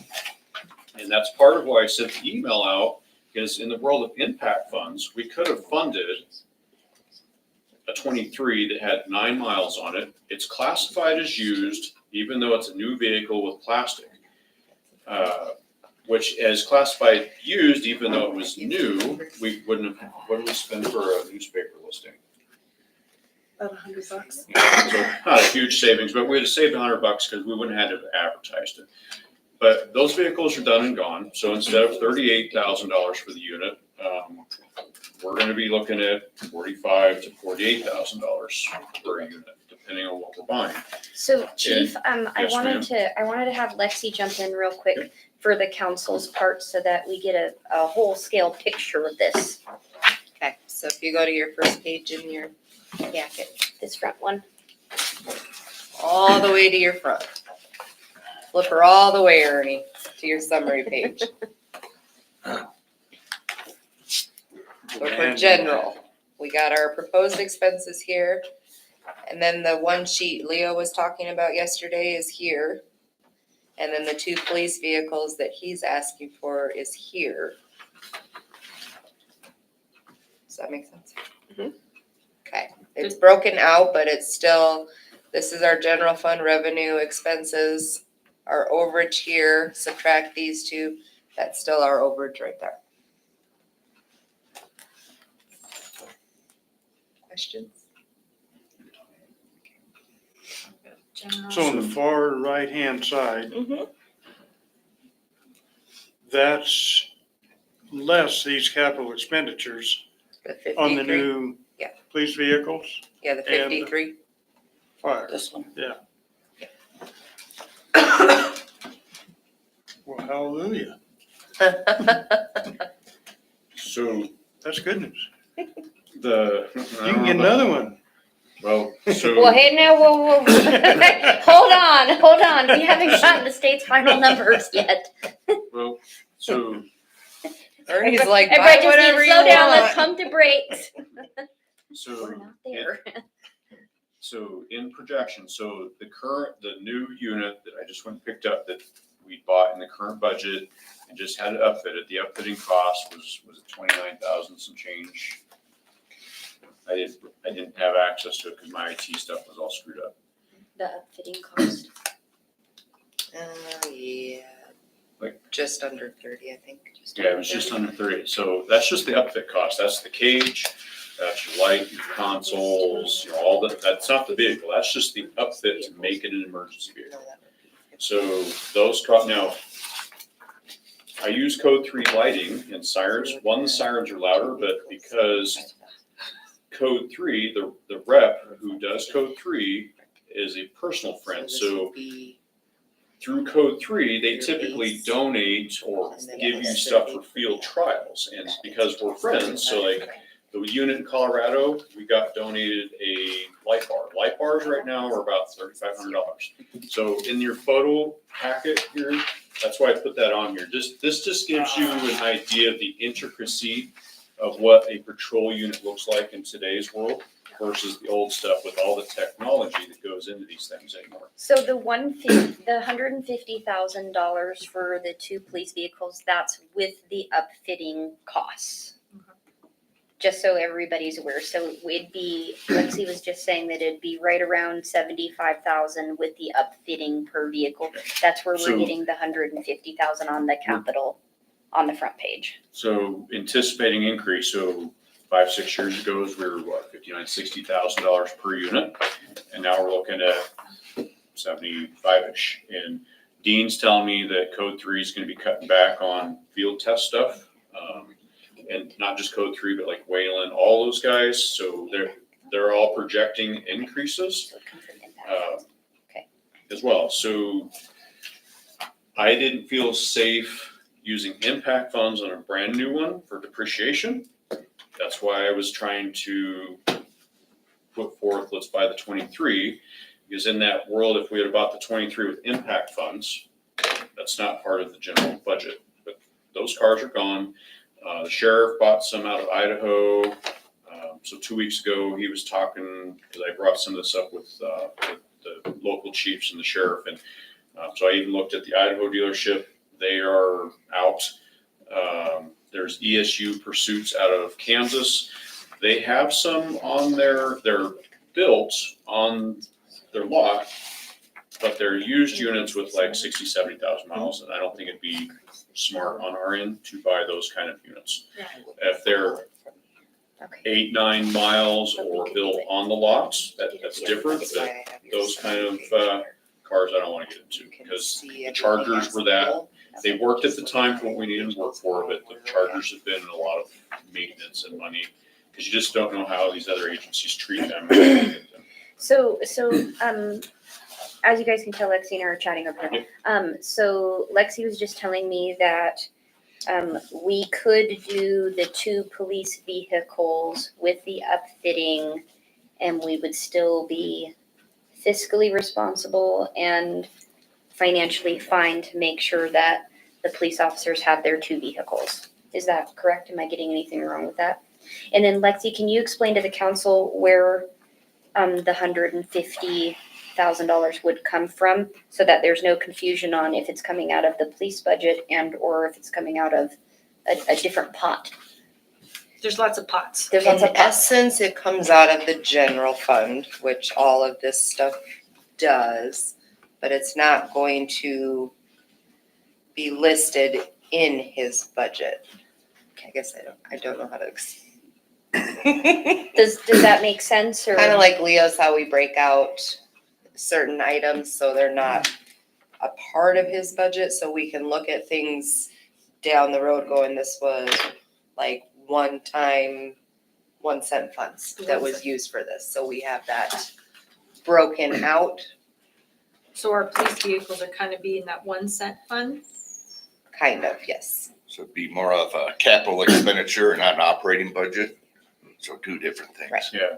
Because in order to, could he go without the 2 vehicles? Yes. Would it cost us a lot of money? Yes. Yeah. But it's not part of the operating budget because So, we could still do it without it, but yes, we most need of- to. Most of my budget is operational, fuel costs, salaries, what it costs to operate, where this is a purchase of a major expenditure, like a building, right? So capital expenditure could be a building, not that we're building a building, but that's. So I just wanted clarification so everybody understood where So- everything was coming from. I'm not always good at But explaining. the chief, You're doing just Oh, fine. I'm terrible at explaining. I'm the like, chief I- detailed pretty good in an email when he Why was doesn't everybody else? looking for the okays on those used vehicles. He explained it quite well in notes. I have to remind myself of that. And I'm not gonna ask you to Especially when I repeat have it my now. kids. That's all right. I mean, I brought it. I brought the entire email right here, Oh, so. okay. So Cool. so everybody understands about the 2 police vehicles and why we would need them? Okay, now, Questions? So, Chief, can we go back to line item 1051-500, the vehicle expense? If there's no confusions on the vehicles. Briefly, before we do that, I do want to talk a little bit about, okay, so I pulled a Ford estimate versus Dodge. And part of the reason I did that for the new vehicles is because we're having such frustration with Fremont right now and these vehicles. And I don't know if it's the railroad tracks that, like, I don't know what's, like, we hadn't really had a huge issues with the Durangos until the last 6 months. So that's why I picked Ford at this point, because I'm entertaining the idea of let's not keep dealing with Fremont since we're having so many struggles with the repair costs. And so, and it's relevant going back to what the line she wants to go to. So what I'm finding is the costs, so like the Chargers, we were having CV axles, they kept replacing them, and Fremont would charge us $2,500. I can go to Ames and get it done for $600. So that was part of, and we've been trial and error. So I took on Wicked Wrench as a new mechanic shop to use, trying to have availability to keep these things running. And all of it goes right back to one, keeping the public safe, recruitment, retention of officers, because they do have their take-home units. And like Cassidy, his unit has been literally at Fremont for 2+ months, so he's having to share vehicles, and so that's a huge frustration. So that's part of why I pulled Ford. If we go with Ford, my understanding is the ordering ends at the end of June, Ford, if we go with that. So that's why I'm bringing it up now, before we go back to that line. If we want to stay with Dodge, we can work with it, but if we go with Ford, we also need to consider at least getting the order placed before the end of June. So anyway, so back to line item expenditures of vehicles. Nope, good conversation. Yep. All right. So vehicle expenses, I'm fine with where your total is at. I mean, granted, if we get rid of the 2 problem children and we get 2 new vehicles, I'm also thinking about what I've witnessed and had conversations with everybody about over time that we can't really guess on whether or not if there's gonna be issues like we've had with all the vehicles. Right. Cause I've witnessed all these issues with my own eyes sitting here in the town hall. we just had a Charger, the windows got bashed over in Casper. We'll probably never recover that cost from the person that went to jail for bashing said windows. So there's those little weird things that show up. So, I mean, I'm fine with the 30 because we have a little bit of wiggle room. We'll get rid of 2 of the problem children. We'll get 2 nice children. And hopefully the nice children play nice and we don't have any Right. challenges. Well, Oh, I made a They joke have today. to because they'll be under warranty. Right, Yes. exactly. So hopefully we won't have to spend that much, but considering how challenged We got 3 we've problem. been with the vehicles. We have 3 problem children. We'll try to get rid of the worst of the 2 and deal with the other. But again, like I'm anticipating we're gonna keep having stuff like Norm's unit, which we've only had in the fleet a year and a half, got a new engine at under 10,000 miles. So I'm anticipating as we keep that unit, we'll have costs. Luke's unit at 35,000 some miles. He got a new engine. Some of it's a Dodge thing, and hence that's why I'm looking at Fords at this point, because I don't know what happened with Dodge. All of a sudden no problems, and then all of a sudden we're having some problems. So like trying to mitigate how much we spend on stuff in the future. Is everybody good with the 30? Fine with me. Okay, Okay. all right. It's still a big yes and big golly. All right, fuel costs, so 1051 for 510. Again, like, it's hard to project how much usage we're gonna have or if the costs are gonna go up or down. I know the price of oil right now is down, so that could drive it down, but again, like, so that's one of those lines I've always kind of kept a buffer in, because I don't, like, there are some agencies in the state in the past, I may have worked for one that when they ran out of money for patrol, they just said, well, Okay. unless there's an emergency, you sit here. I don't want to be that agency either. I think the community likes that we're out patrolling. So unless you have questions or thoughts, that's where I left it. 51,530 equipment expenses. Now, some of this may change in the next budget. So we're creating a training line for materials. So like in the snapshot that I put right here, like ammunition for duty and training. So that's a twofold thing, because we have to train. So there's training ammunition, which is generally less in cost than the duty ammunition. But even at that, we cycle our duty ammunition. Every time we do a qualification, they qualify on the duty rounds that they carry. And then we replace the duty rounds, but the duty rounds are more expensive. So that's part of what we do. And that way, if there's ever a shooting, and if we're in the court setting, we'll never get questioned by, attorneys that saying, oh, you're using 5-year-old duty ammunition. So I make sure that we stay above the standards in that sense to help eliminate or lower those liability factors. So stop stick replacements. So anytime we have a pursuit, if we deploy stop sticks and they get run over, it's a tire inflation, then we have to replace those. So that's equipment, radar replacements. So we've been replacing some of our older radars, 1 to 2 year, which goes into the new units in a sense. You're less lethal. So if we buy anything outside of replacing what we already have, if there's something new that we're buying, that's where that falls into your evidence supplies. So that's your evidence bags or evidence tape. If there's some unique case that we need something specific for evidence holding or processing. So that's a snapshot of what equipment expenses are. Questions, thoughts? Nope. Okay. Moving on. Since we don't have anything in that vehicle line, okay, let's see, so it used to be miscellaneous until a former council member asked it to be changed. So unanticipated expenditures. Again, there's just some things you can't budget for that come up, a broken flashlight or, whatever. So that's where that's at.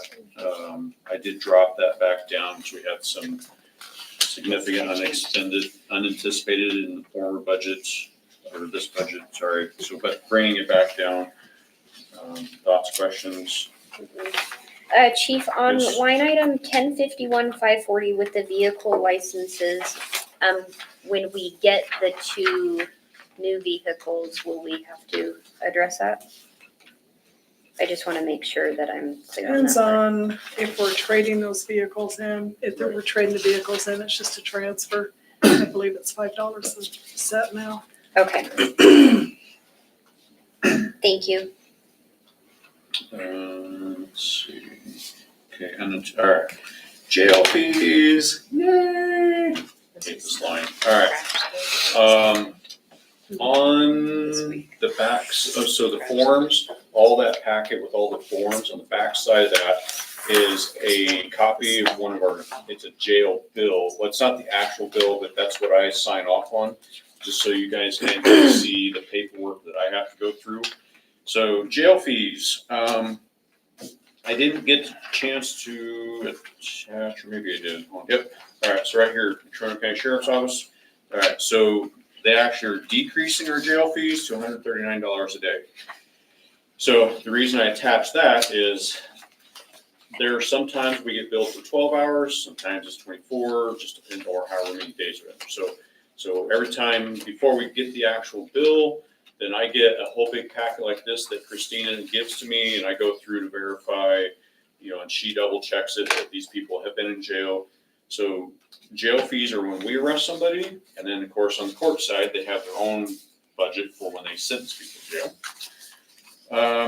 So I left it at 80,000, which I decreased it because again, the statistics that I presented, and this is before Councilman Evans here showed up, where we're seeing a decrease. So right now, I'm hoping we're going to follow that model that our crime's decreasing. So that's part of why I brought that down. But again, I can't anticipate what may or may not change in that budget cycle because we may see an uptick in crime. So with that, I'll leave it for questions or comments. I'm fine. Okay. PSCC fees. That's dispatch. So calls generated either by the public calling in or the officers' activities. So that's where that's at. Again, hard to predict because if we have an increase in calls, that number is going to go up. And if we have a decrease in calls, then the number could be down. But again, some of these numbers, what I did is I just took at the current where we're at, divided it by the month and said, okay, we have XYZ amounts of months left. And so that's how I projected the numbers in there. I said, all right, well, since we're here, let's try to keep it conservative. So unless there's thoughts and comments. Okay. Animal control. So animal control, so 38,000. So part of that is a year ago when we had this discussion, I'd asked for some money for part-time as needed people. So that's part of that expenditures in there. It used to be that we paid Casper, right? We paid them 2,500, 26, whatever. Cowboy Matt, 2,600. 2,600. So we paid that. So then in the transition in the new facility to help care for animals, so that's part of that. Just as an example, although we've got pretty much everything there that we're going to need for a while, this was something that got brought up to me yesterday that would probably be of use. Thank you. So part of animal control is equipment. We might need to occasionally, replace like leashes as we use leashes or the catch poles, because a lot of our catch poles are, they're going to be 5 years old. So there's probably a couple of those. I need food, vet supplies. So if we have a, animal that has to go to the vet, so that's animal control as a snapshot. Thoughts, questions? Okay. Well, actually, I do, just for council's sake, because they weren't here for this discussion. Lexi, this is where I'll bring you in on this. Because Lexi and I and everyone else has been crunching numbers. So for the part-time as needed person for the animal shelter, we were averaging around, and correct me if I'm wrong, but we were averaging around, if we were gonna have a 20-hour-a-week person, we're probably not gonna have a 20-hour-a-week person. I only did it for 26 weeks at 20 hours a week, so in essence, be like 10 hours a week. So 10 hours a week, we were looking at 7,600 a year for a part-time as needed. But as we well know, we don't have a ton of animal challenges, hoarding cases, things like that out here. So that would be at least the rough numbers of what we would be looking at that. But that line item will be in the salaries and the Yeah, wages, Yeah, I put that up in the wages, because just so there was no confusion. kind of like they're a part-time employee, so we'll have to pay the taxes and stuff, so. Okay. So I I just did, wanted I did clarification. include it in the 931, 241, and then the taxes associated with it. Okay. Obviously, we won't have retirement, medical, or anything, so. So let's see, animal control, sorry, circling back, all right. Insurance property, I left it, projection about where we're at, so I think we had, current year actual is 2802. I don't know if we're gonna see any increase. Haven't seen the bill for that yet. I So- anticipate it's gonna go up, but Yeah, so I left it at 29, knowing it probably is going up. I just left it at 29, but until she gets a bill, we're not gonna know. Maintenance service agreements.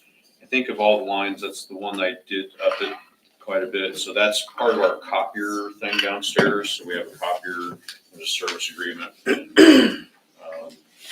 So with ink, and there were some challenges with some parts that we were struggling, and so that machine's 4 years? I was gonna say, I didn't think it was that old. 3 years? Yeah, it's probably 4. It's newer than Say ours. 3 to 4, yeah. And it's 3 or Yeah. 4 years old. Time goes by when you're using a Mhm. copier, right? So that's why I upped that line, just because I'm anticipating with the Yeah. age and use that we're gonna have some stuff there. So that's the baseline of the budgets. The only other thing I have sitting in front of me, because it's an email I sent out, was the camera stuff, so if you're ready for that, we have that discussion too. Is that, So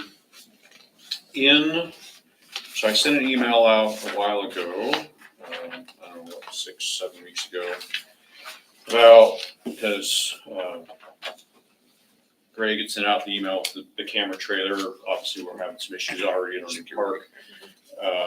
And so I brought forward, like, hey, there's this other system to consider. And so we had a staff meeting where Robert and I sat together and we figured out how to fund that. But a couple things I want to pass around just as we talk about this.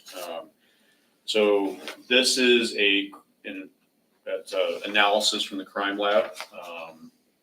So 2 of our officers, this is mushrooms, essentially psychedelic mushrooms. This came off of a vehicle at our park by the playground.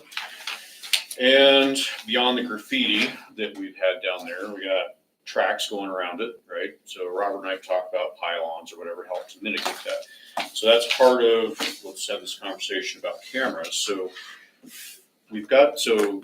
in the world of technology, so I did a 6-month online course with the Police Executive Command. We talked a lot about resource allocation, what the future is going to look like, and resources. And cameras, well, they're going to be a part of the future of policing, right? Because we don't really have the resources, can't be everywhere all the time. So I talked to Flock Safety. I know I sent this all out in an email, so I just brought the packet. This, and we can fund it or not fund it, but this system, I know you had opinion about using like a type of a game camera, but this whatever the camera was, but this system is beyond that when it comes to software technology. I talked to Casper PD. This has they can mitigate with our Spillman, our RMS program, and it can self-create calls. So like in the cameras, when I was talking about the Guardian mode, which is the TZMs or whatever that's in here.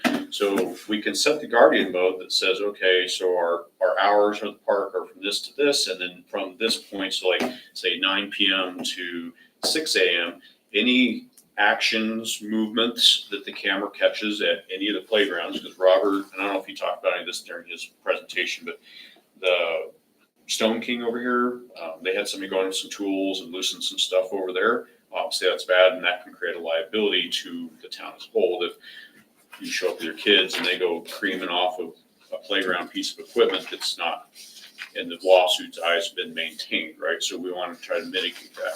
So that would self-generate those calls or dispatch. Basically, the short is Casper wouldn't bill us for anything the system will generate in calls. So then the cameras, the officers would have an ability to live view on the cameras. So through their MGT. So if they're say out at 6 and something gets flagged on the system at one of the parks, on the security camera side of this, they could actually just look at it right away and see, is it an animal or is it a human? If it's a human, obviously they need to respond so we're not having vandalism.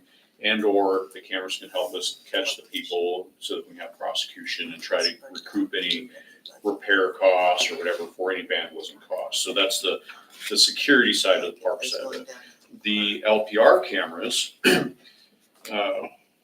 one of the things besides looking at license plates that it can help with, any people with warrants that are tied to a vehicle, so like our court side, so if Vicky's given us stuff for like DUI, suspended licenses, and those vehicles are tied to these people with warrants because obviously they're not paying the town on the court side of things, we can input those into the system. So when they go through, if the camera catches it, it can send alerts. It says, hey, this vehicle who's tied to this person with a warrant, and the mayor and I were just having this discussion about people that have been paying the town, which obviously we want, that we need those revenues. We want the people to make whole the town for those violations.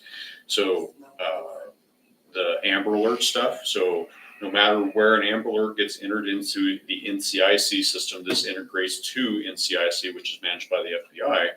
So if somebody's kidnapped in Douglas and there's a vehicle description and it happens to come through one of our LPR cameras, it can help us recover any missing kids, so it's quite extensive.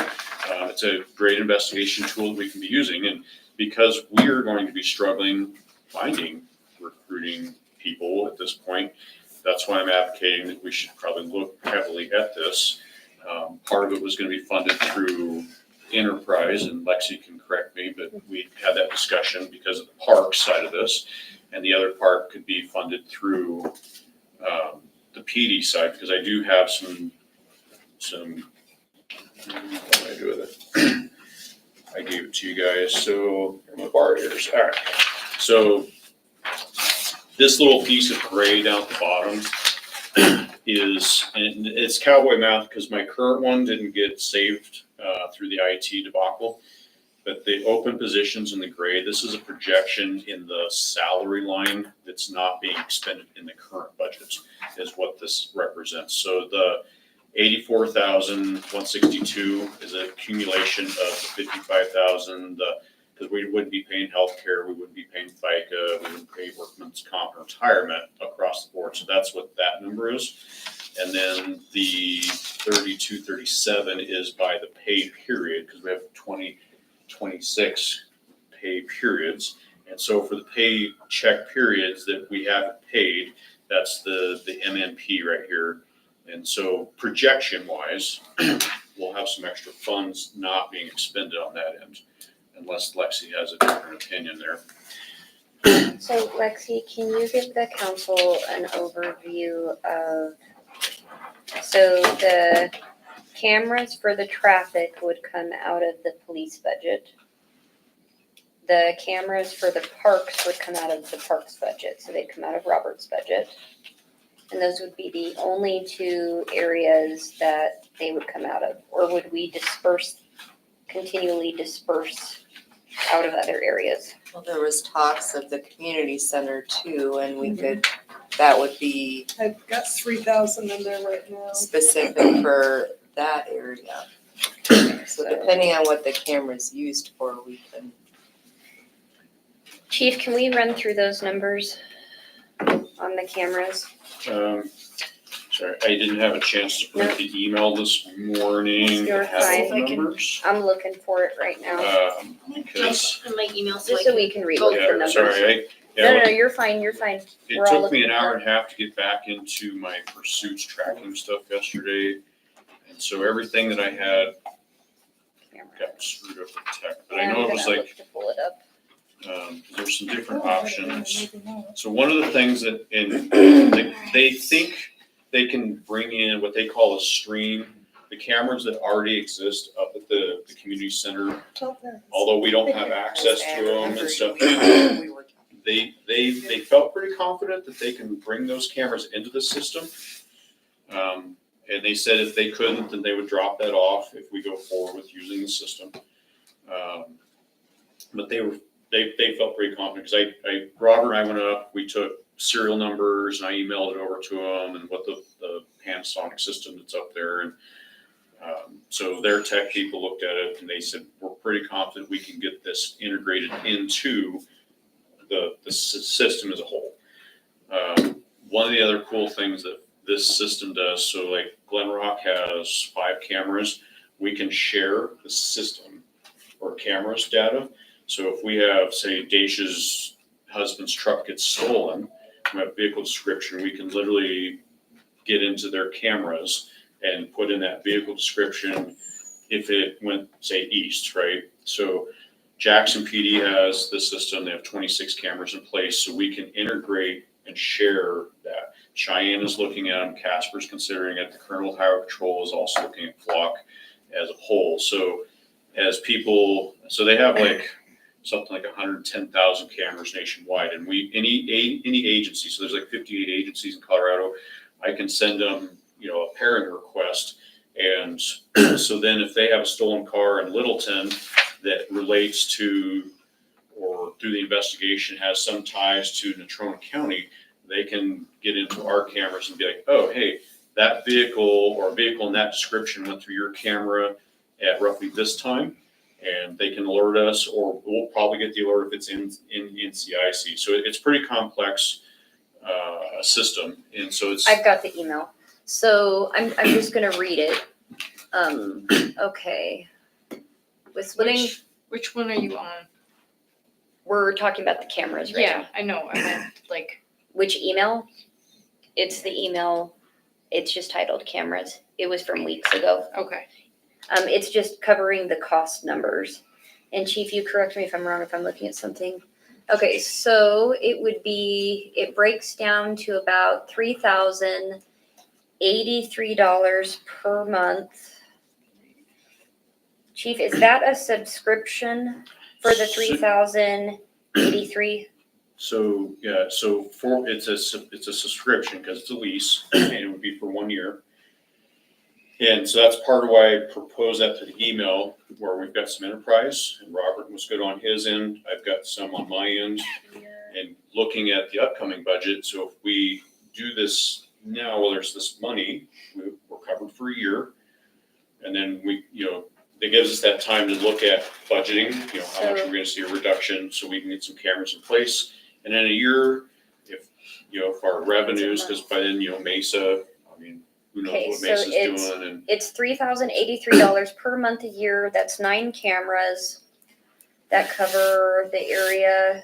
And then your options were option 1, 4 LPRs, 4 perimeters, fixed for playgrounds and water fill station with 5 streams for $25,160 a year.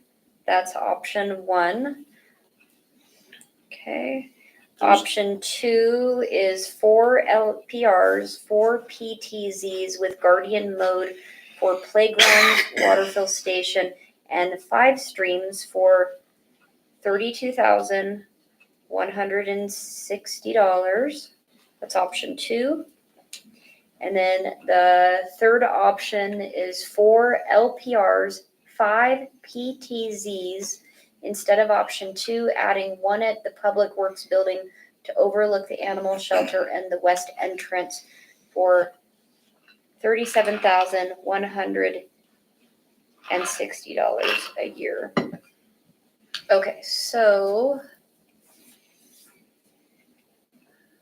the only difference, in all the options, we'd still be getting 4 LPRs. so the LPRs would be at I-25 up here at Curtis at the bridge. And so with that, anything that comes off the interstate or comes from Casper, that camera would be right there.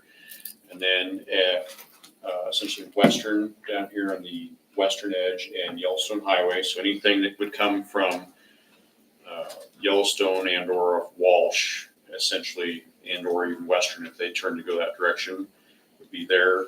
And then out by Hat 6, we have 2 of the LPRs out there. And Hat 6, so some of this goes back, and that's part of why I chose these placements.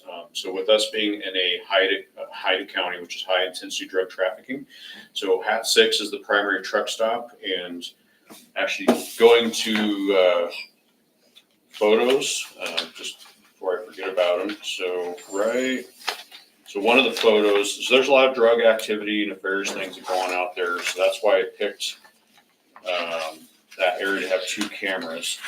So this photo right here, this actually was March during one of our snowstorms.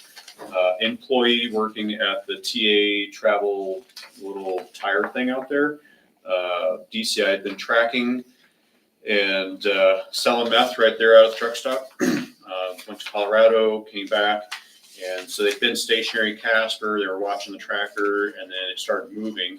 They couldn't get to it while it was in Casper, so they called over to us. So myself, Paz, and Luke battled the blizzard to catch them because they wanted to do it before they got into the building. So that's why I put that photo in here, because it references back to the camera placement for the things that go on. Because there's a lot of things that go on out there. We got kids that race, people that run from Casper PD typically like to go out to the Hat 6 and hide out there when they run and get away from like CPD, and obviously we don't want them in our community. So that was the reasoning behind the camera placement on the LPRs. Leaving out Blackmore and Memorial, I figured down the road, we can always add those at a later time, but for now, those are our primary entry points. And then, of course, the PTZs with the Guardian mode. We've had some issues out at Public Works with, we had the bus that the kids beat all Vandalism. the windows out of that bus and vandalism, different things, and obviously now the animal shelter's there. So that's part, and so the option with the cameras there, because the Guardian mode, same thing there, you know, you can set it so any activity when Public Works is off, not there, it would alert the officers, and it will, if we go with the Spillman option, it will generate the call, it'll pull up on the board to include dispatch, will be like, hey, and it'll show up on their MTDs so that they'll know there's activity there. So they'll say, oh, so it's self-dispatching, like we know something's going on and they can start going there unless they're obviously on an emergent call. I talked to Lori at dispatch about all this and Chief Cheney up there. They're on board with the idea because when it self-generates, if something comes through, say, an LPR camera, they could actually end up in Casper as well. So it's a benefit not just to our community, it can also be a benefit to them. She is looking at some grants to possibly fund something similar for Casper because we deal with a lot of the same people. So One of the things that, why we was looking at the community center and trying to utilize the existing cameras up there, we think that the cameras are still working up there, but the DVR is not working. We got a quote a year ago to replace the camera system up there because the cameras are old, so, you know, who knows what we're gonna deal with once they get into it. The quote was $15,000 to replace the cameras and the DVR system. So last year I had budgeted $3,000 in hope that we could get somebody in to take one of the old computers, upgrade it, and then utilize it for our camera system. But this has came about, and so we're just kind of looking at, you know, some different options. We have had problems up there at the community center. breakers. Somebody was actually going on the backside of the building 2 different times and cut the power to the entire building.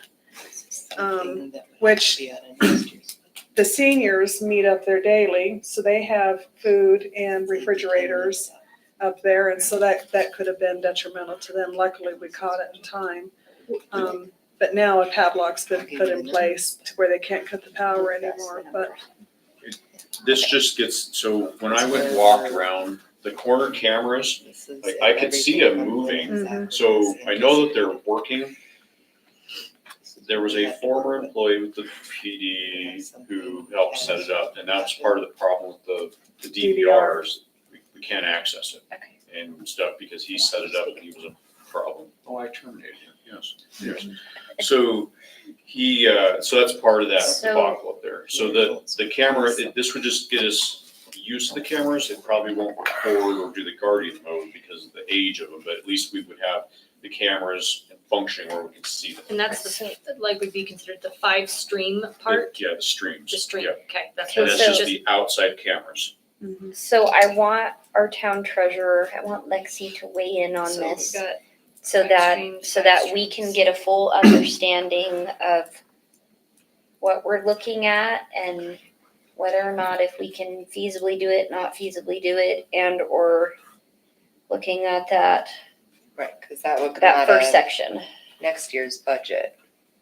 So that's something that we would have to work into the budget we are currently working on. Does everybody understand that? So if we're looking at, you correct me if I'm wrong, but if we go to the first page of all this, and Lexi, you might have to help me on this because you're better with this. This is if everything comes in as anticipated. That's what we have to work with. That's not including the conversation with the camera discussion. Do you not want to take cameras out of current with extra money? It's 8 to 10 weeks out. So if it's 8 to It 10 says weeks. 8 to 10 weeks for us to, That's for the cameras. We can, so in the past, because if we can pay for it out of this budget. They won't get the cameras in place, but we could pay for it out of this budget. They would work with us that way. Yeah, Is that accurate? the, funny enough, the owner of, I wanna make sure that we have clarity on this. So that there's no confusion. Do we have money in this current budget to cover for cameras or since it's 8 weeks out to get the cameras here, would we be paying for it in this current budget? Or because it's 8 weeks out and we'd have to wait for it, we'd have to wait the 8 weeks to pay for it, which puts us into the next budget. I'll have to look at where we're at this year as an overall. But, Okay. so I don't know. And I do have to interject, I've got some expenses that I was made aware of yesterday on IT. That is not in here. Okay, For next upcoming year Yeah. or? okay. So we're also going to have to address those Because that unintended is a expenses. whole new world for us. Yep. and that the intent was in the current year so that we didn't have to worry about it in the upcoming. That was. Yes, for us. that was your intent in the email. But we'll still have a yearly cost, correct? Yes. We would, but we would be covered for a year and then we can anticipate, 3,000 not, something. not in the budget we're talking about for the upcoming year, so it'd be the 26-27 budget. So if we pay in our current budget, then we don't have to worry about 25-26. It's covered. And then at the end of the upcoming budget was when we would look at 26-27 as the next expenditure.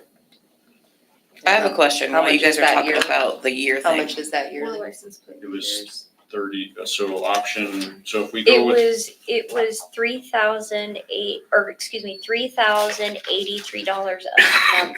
right, and So that's. for the year, so if we did the middle one where we don't do anything over at Public Works, it's 32,000 for the year. But then that takes out the animal shelter and. Right, and if we Public do the Works. animal shelter, it's 37.5. And they're waiving the install fees, that was part of the email. So they waived all the install fees and stuff, so they're like, anything that goes in whiteout cameras, they have to go through and do permitting stuff. So that was all part of all of this. So the 37.5, and if we're splitting it between Robert and I in the current budget, was where I was headed with this. Lexi, what are your thoughts? I'll have to look. I don't know. So I'm guessing the cameras are different from option 1 to option 2 because there's a guardian mode. Yes. So the cameras are completely different Yeah, then? option one's just a standard camera, Just a- no guard. Yeah, it's just a standard camera. Okay. And so then the guardian mode, which gives us that, movement Right. stuff. Okay. Okay. That's where it was just to clarify that. Which, I mean, we can put we can go option one and just throw cameras up. But unless we're going in and searching, Right, we and just, we have no idea unless Yeah. there's an issue, then we So- go back. yeah, so the This guardian gives us mode, which live- shows, Live, essentially it's a force multiplier and it's like extra officers, but it's tech, if that makes sense, because we can see and it can alert yeah, motion activated, it's like the same stuff you get on my phone Yeah. for with, anytime someone goes to my door. so. What about it next? So, Yeah. Release option 2. so we got, Then option 3 so you got, is everything including animal control. Yeah. so Yeah, there would, because- so there'd be like, if we did option 2, so it'd be like 3 of those ones would be at the playground, 1 would be at the fill station, Yeah, so even though, Robert had asked at the fuel, Okay. or not the fuel, but the water station that we consider a camera, because they have people occasionally that run off with hoses and stuff, so we can start looking at. So the placement, so the way that particular piece of property that we own, so it essentially, the enter here, fuel, the water station's here, the camera would be here, and the field of view would be like, something like this, right? Yeah. So anything that comes in, we can track it. So then at the playground over here at Stone King, So, I went over and took some photos of the park. It would be on the south end where Iron Street is, in the corner, so you got like the playground, right? So it would be up in here because it's a solar system, so it has to have plenty of sun. So that would give us the field of view over most of that playground stuff to help but it wouldn't give us the, the entire park. No. right, it wouldn't give us like under where the, not pergola, but Yeah, over here, yeah. the shelter kind Yeah, of the thing that we shelter have, wouldn't, yeah. yeah, we'd have to get a different camera or another camera to cover this side of it. So because we had somebody tampering with playground equipment, that's why I prioritized here versus the rest of it. Okay, so it'd be 1 camera there, 1 at fill station, and then 2 down at the new park. Yep. And so at the new playground, there'd be 1 up roughly here and 1 right here. So this camera would cover this way, and because of the playground, then just got your entrance, right? So then the field of view would be essentially like that. So 1 parking lot, 1 playground? Yeah. Okay. So, so within talking with Lexi about the cameras, there's a couple of areas, or at least a couple of things, we're gonna have to continue to crunch some numbers to make sure that everything is gonna line out the way that it looks. Is that correct? Yeah. And so this would be a topic of discussion that we're probably gonna need to continue to have. Right, cause did you account in your excess funds for the people leaving, what we have to pay out? Because we have to do employee payouts, too. 19,000 for Cassidy, and then what was Kyler, like, it wasn't that much, it was a couple thousand. In the formulation, there should be enough in here, so. So I feel like we need to question mark the cameras at this point to continue to look at a couple of areas. Cause I keep going back to the first page of the $53,336 or $53,336.11. If that's what we have to work with, and that's if everything comes in on budget, as expected, no ups and downs. And that concerns me that it's lower than what it was last year, from what I remember. And so that doesn't give us a lot of wiggle room, correct? Mike, real quick on the cameras, say option 1, 2, or 3, those are just the one-time payments for the camera, and then everything after that is that $3,000 a month just to have It's 37,000 for the year, for the first year, first year. Yep. right? First And year. then, but the second year, It'd be It's, same cost so it's 37,000 A year. for all the cameras. every year. But the cost doesn't go up or down, No, not that we're aware of. so they're waiving the impact for the installation fees. So the owner called me, Monday, we had a online meeting. They're trying to roll out some new program that, it's a good program. You get 10 years, you get all free tech and stuff, but the cost of, he was proposing like 40 cameras. I'm like, yeah, that's not gonna fly here. We don't have that kind of He's a money. salesman. Like it was, yeah, it came with a drone, like it was a stationary drone that could go up to 3.5 miles. And I could try to explain everything that this company does with software for this system, but we don't have that.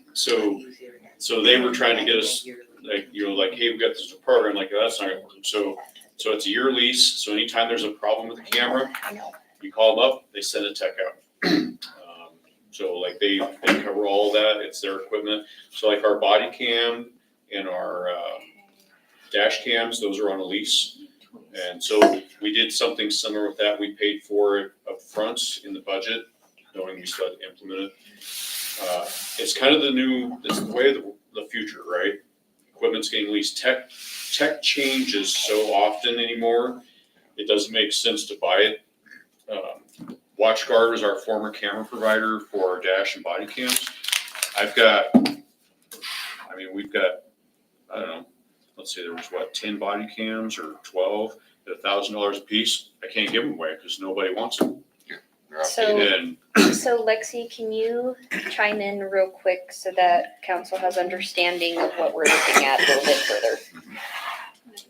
So if we are addressing the cameras, just hypothetical, if we're addressing the cameras, we've got $53,336.11 in that window. If we were to add the cameras, then we would have $16,176.11 left. And what is the $16,176.11? Can we explain what this area is again for the council?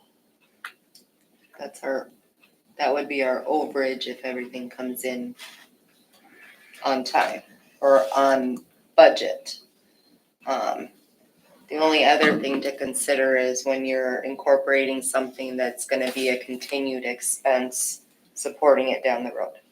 So what's that, so ultimately that's that, just something you have to keep in mind going forward, that this isn't gonna be just a one-time, it's gonna be. but that 53, what is that used for basically? So my question is, if Janelle calls me next week and we're at the 53 and says, hey, we need a new hot water heater at the community center, it's gonna be $12,000. Does that come out of that $16,000 or no?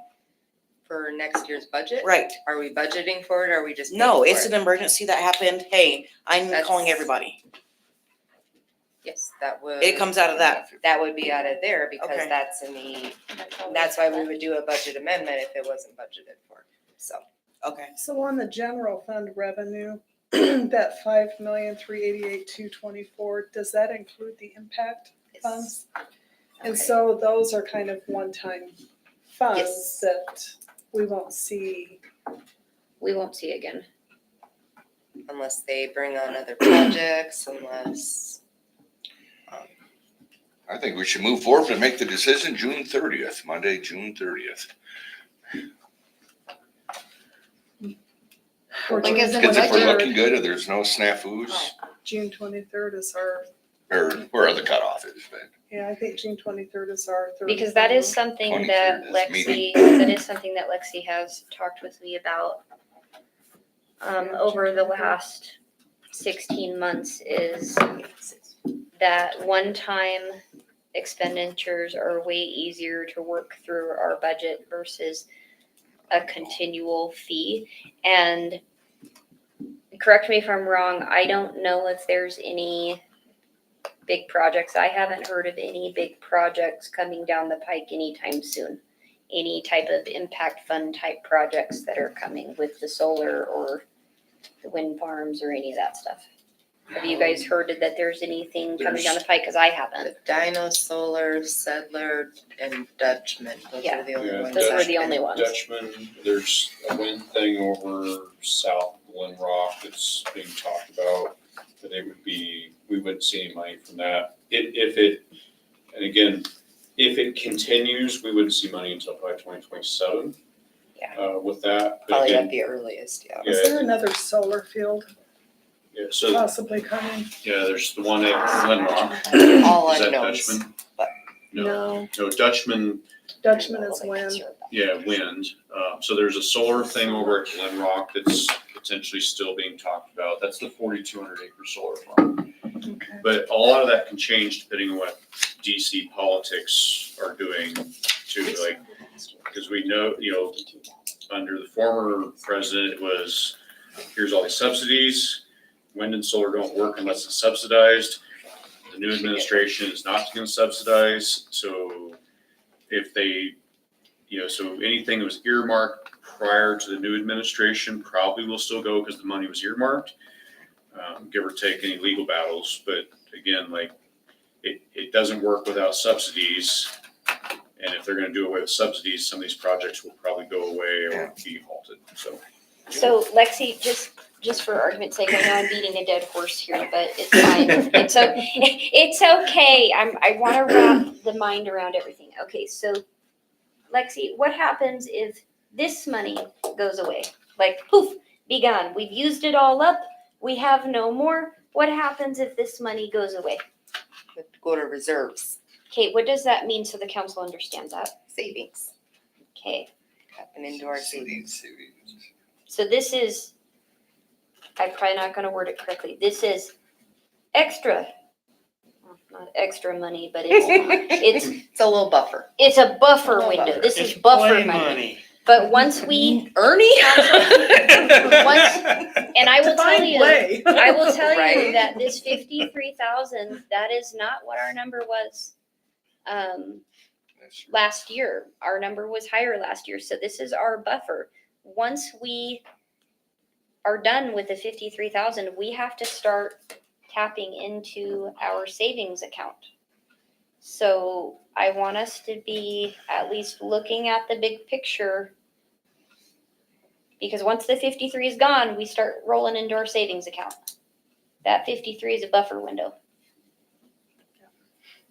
So just throwing it out there. Did I say that correctly? Okay, if I'm misspeaking, please let me know. I want everyone to understand, like, the seriousness of that buffer window. I can tell we're pondering it with everybody's looks on their faces. So, okay. So, I know that we've beat this conversation to the bone. Obviously, we're not making any choices and decisions today, but I'd at least like for everybody to be thinking about that buffer window before we start getting into our savings account. I don't like that it would be 32,000 a year. Like I thought it was like a one-time thing, you buy their cameras and then it's like, oh, and then it's like another, man, that's. Way in the future. So do we have any additional questions for police? Thoughts? Final quandaries of the mind? I was waiting for it. That's. Well, there's Quandaries a of the mind. quandary of a mind, where our mind is wandering, it's fine. No? Okay. Does anybody have any questions for the chief and or for Lexi? Cause I placed Lexi on the spot a lot. Got a lot of what ifs. All right. Okay, all right. Breaking it down, if we did go back to the cameras, if we did option one, it's $2,096 a month. For option two, it is $2,680 a month. For option three, it is $3,096 a month. If we were, Then you I can just just make a one-time payment. It's just a one-time payment, like, you pay it. It breaks it down per month, Right, but it's but just a I'm just- one-time payment. and then if we are trying to split that between two departments, would you guys be splitting it evenly, or is it just Yeah. 50/50? Usually 50/50. Yeah. That's where I was just trying to. So if we went that direction, and all the numbers came in exactly how everything looks, we would be looking at for our overage buffer window left, $28,184.11. So we'd have If we under, went at the cheaper, if we went if you to went the at the cheapest cheaper option. which I like, if we were, We would only have that buffer window though. Once the buffer window's gone, we start moving into savings. Yeah. And we And no what more all have did that that one extra cover? overage of money. Which one? The first So- option. So Just- that's a serious just for situation. cameras, I wanna make no sure everybody guardian mode, they understands that. just- They don't really save data, they just have cameras. Absolutely. Absolutely. And then the LPRs, which would be at all. Which we're not making Is there a any choices and minimum we have to decisions start today with? anyways, A minimum, but it's something for us to We think couldn't about. just start with one camera, see how we like it.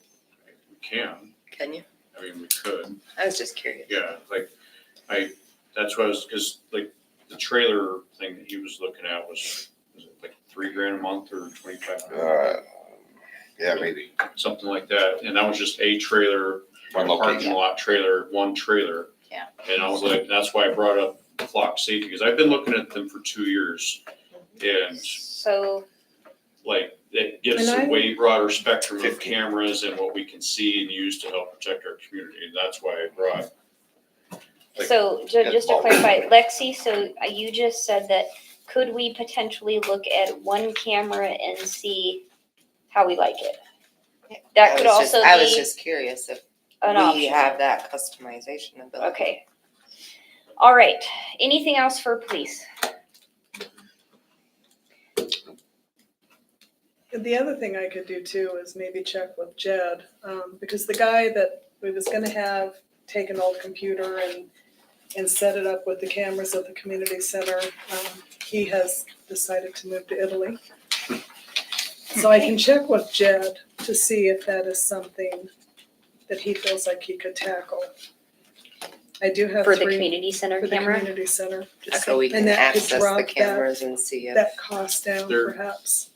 Yeah, I don't well, yeah, was it $30 a stream for 5 cameras, whatever? Oh, well, gosh, that's cheap. Yeah, no, you can replace that Panasonic DVR thing, they're a Mhm. couple $100, but how old's that system? 2010. So, at 20. And that's why It- High Tech came in and said 15. Yeah. They were looking at replacing all the cameras, the DVR, everything. Yeah, it, All right. it, Everyone, let's go ahead and take how far behind are we, Lexi? We just have me and Janelle left, so. Okay. we can So take let's 15. take 15 minutes. Folks on live, we'll be back in 15. Get your bed.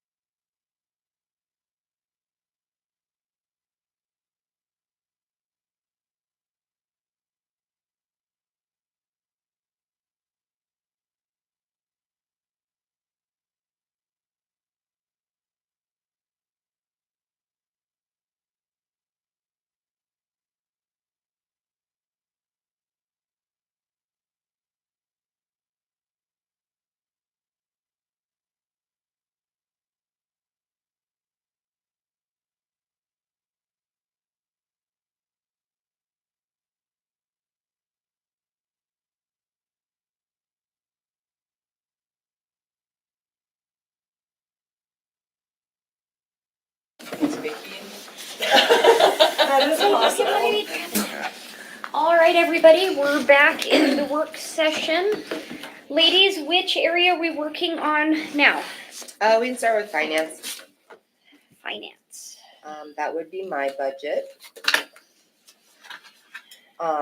Majority of my budget is salary and benefits. And is that specifically for you? Me and Jan, Okay, and it's 40% of our wages in here, 60% is in enterprise. So the 42 is for the two positions at 40%.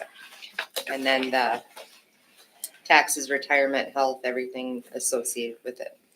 So if you jump down to like dues and subscriptions, that one is for pretty much WAMCAT, our yearly fee for that. Registrations, if we attended one of those, that's where that would come out of. So I keep a little in there just in case there's something when they send out their agenda. There's a class I want to attend. And I can make it work with my schedule, I'll attend. And then you have your Lexi, fees associated with that. Yes, sir. with the 1045 210 with the registrations, so that would also include trainings. Yeah, anything that. Okay. Is there any specific trainings as the town treasurer that we would need you to go to, or anything that you would foresee that would come up that might cost more than $100? I don't think so. Okay.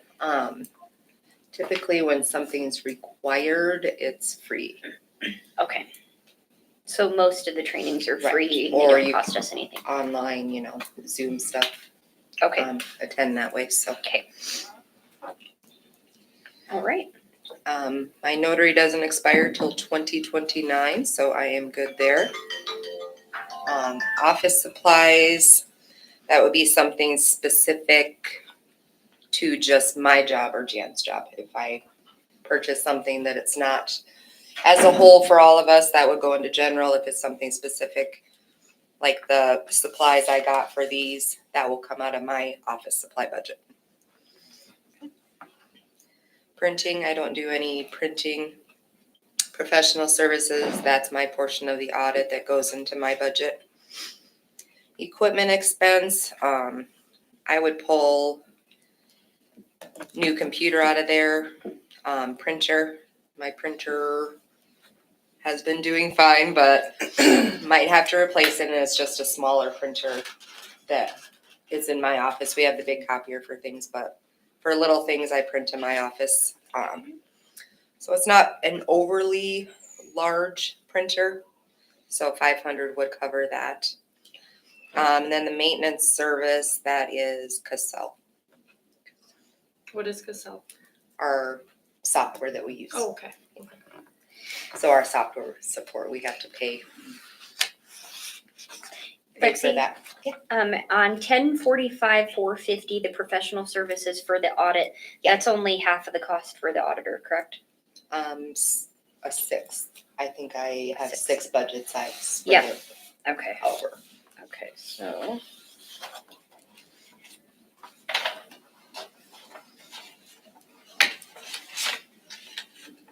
Does anybody have any questions for Lexi? Hers is not as detailed, not as detailed. It's not as fun as the other ones. Fun, yeah. Right? Oh, yeah. Let's Good, go good. with that. Yes. Okay, and then the emergency management, that budget is for, Leo is our appointed, basically, emergency manager.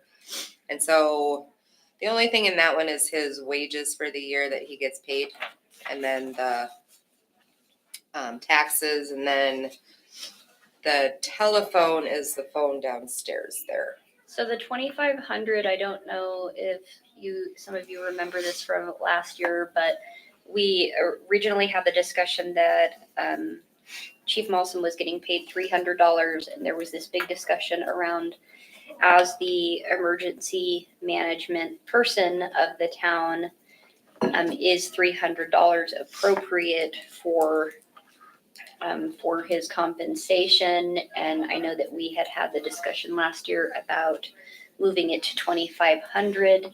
And the chief felt like that that was more than appropriate. He felt like he was fine with that. Because the chief never really brought it up. It was another, correct me if I'm wrong, Lexi, but it was another council member who's no longer on council that had ended up bringing up that the increase needed to go up for the chief. I think it was, yes, in budget discussions last year.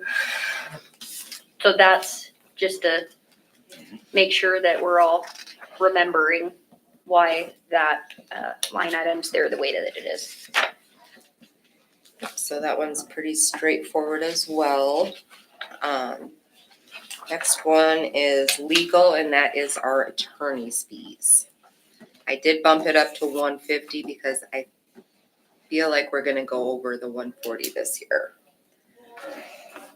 I can bump it back down if you want, but we usually spend quite a bit, and that includes when they come here for court. That's all anything they do with the town, comes out of this one. So anytime we send them an email, we get billed for that. Anytime, Review of contracts, negotiating. and they bill at a minimum of 15 minutes. Record. So even if you have a 5-minute conversation, it's billed at the 15. Drag it out. So it eats into it pretty quickly, and then my last one is engineering and planning, and that is WLC. Stuff Shane works on for us, attending any meetings, the GIS project, our portion of that. But yeah, all that right there is WLC.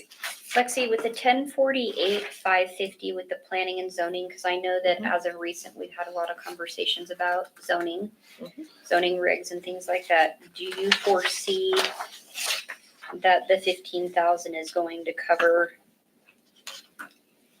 like maybe the conversations we're gonna end up having down the line with zoning? I do. Okay, okay. So why did the professional services jump 40,000? More projects. Yeah, we're gonna go over our budget this year.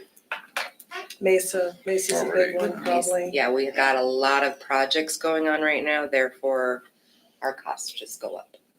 We've got the So- sidewalk project, the pathway project, phase But do we 2, not get reimbursed phase for 3. that? Yes, some of that stuff goes into there, but I don't see next year slowing down as opposed to this year.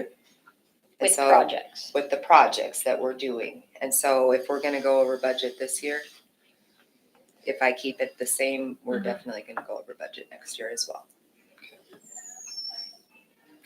Cause yeah, this is through the beginning of March, so we've paid more money. This is probably at 95 to 100,000 as of right now, so. As of current? Okay.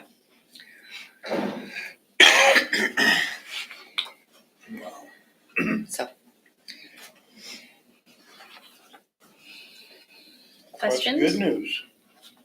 what's the good? I have. Oh, I'm like, what's the Well, good? that is the good. Oh, that is the good news. All the projects Yes. going on. Yes. We Good have a work. lot of Yes. Look improvements. at the and- positive yes. side of that. Yes. Yes, okay, Ernie, thank You guys are you. moaning about the negative side. Look at the positive I side just of it. was curious what that Yeah. kind of thing, so.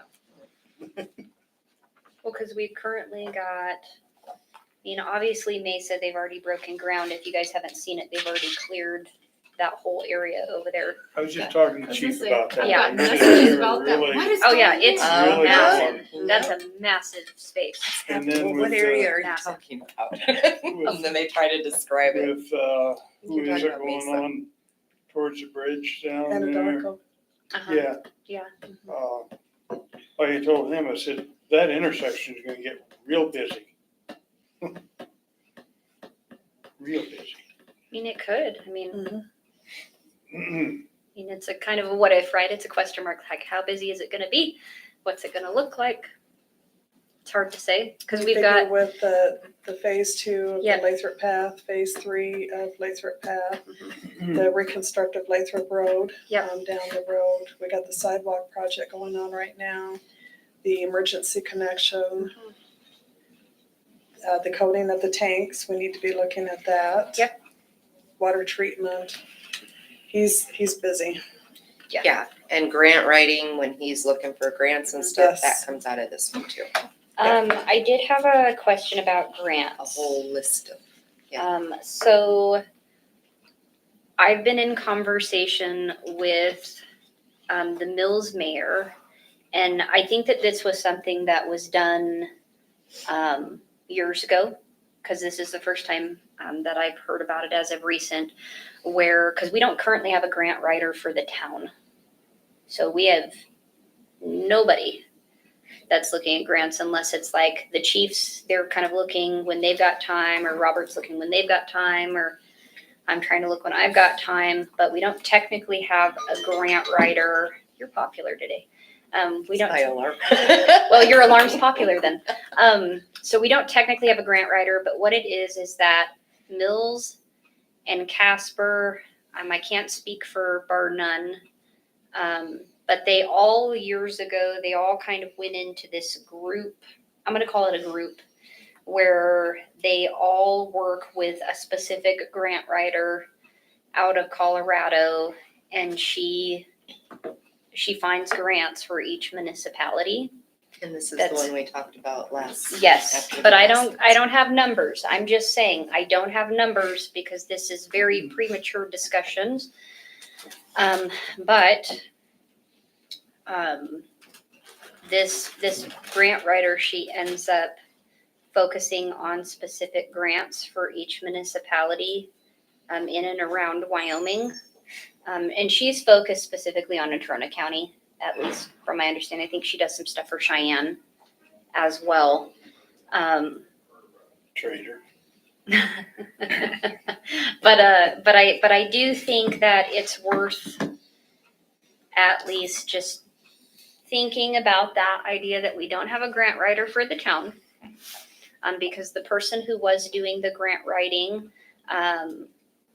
they were kind of doing a dual role ship, and they work over at the fire department. But they have since chosen to not be taking on dual roles because they're trying to focus elsewhere. But as of current, we don't have a grant writer for the town. So all of these lovely conversations that people want to bring up to us, well, why can't we find that funding, and why can't we find that funding? So when we're looking at like the professional services piece for WLC, like Shane will look for grants that are specific to the projects that we're going after, but a grant that has nothing to do specifically with that project, see kind of where I'm going with this? So like fire will have to kind of focus on them, police will focus on them, Robert's attempting to focus on his side, but then that's on top of their regular job duties that they would have, and all of these departments are extremely busy. They definitely don't have a ton of downtime in their areas on a regular basis, but I'm still talking about grants. I'm talking about the fact that we don't have a grant writer, but I don't have numbers. I don't have numbers of what this looks like. I know what Mills pays and I know what Casper pays, but I have yet to try to figure all of this out because this is a new, fresh discussion that's as of current. So she would basically be on a retainer type situation? Yeah, technically, I believe that, Or whoever yeah. we get it. So I believe that, but they went in on this years ago, and I don't have additional information of if this was just a municipality agreement or whatever it was. I'm still trying to get information in regards to it. I've been trying for the last 2 weeks to kind of get some more information in regards to it. So I was at least going to call the lady and get some information on what kind of agreement was made with the other municipalities years ago, so I could understand the full scale picture of what exactly is it that she does for them, and how many grants a year does she look for them, and what does that look like? I So- could see that as a positive. Cause I could see one grant that she would come up with that we didn't come up with. Mhm. That would That would pay make it for work.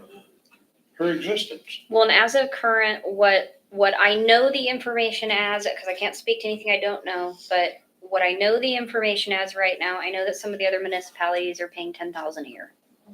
Well, and I know it was years ago, it was probably 6, maybe or more years ago, we did have a grant writer. But that grant writer only got paid is when we got a grant. They typically get a percentage of the grants. they- Right, and so it's not necessarily, if we don't get the grant, we ain't paying them. Correct. We're only paying these people when we get the grant. And I don't have any further information because this is a fresh new discussion. And I didn't even know that the other municipalities years ago that they had went into this agreement amongst themselves is from what my understanding of it is. But when I get more information, I can shoot you guys an email just to have the discussion about it, because technically as of right now, we don't have like an actual on retainer grant writer or a contracting grant writer at this moment in time. So Alana must be talking about Brad with WLC. It might have been, it was years ago, it was when 'Cause Aaron was he on, was and I writing- remember that being He was writing grants for the same company that Shane is with, okay, WLC. And he was very resourceful because he, at one point, was the head guy for the State Land Investment Board. So he had all kinds of resources to reach out to. Mhm. He has since retired, and now Shane Mhm. has picked up a lot of that. But what I will So tell you for an is Shane is example- also very busy with he's Everything. extremely all of our stuff, Very so. busy. For an example,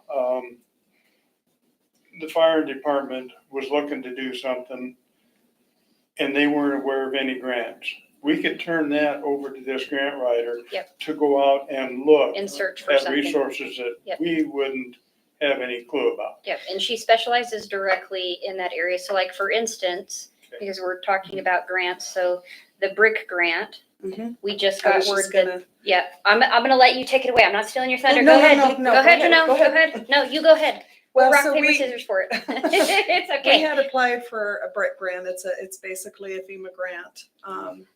And we was looking at, actually, we was looking at replacing our generator because it is aged and needs to be replaced. Parts are getting hard to find for it, as well as The fire department. getting the fire department their own generator, because both buildings right now are partially powered when we have a power outage on this generator. So. We are all tied together. Yeah, so we was looking at replacing this generator, getting them a generator. The way prices have gone up since COVID, the funding that we would be able to get was only gonna be $54,000, I think.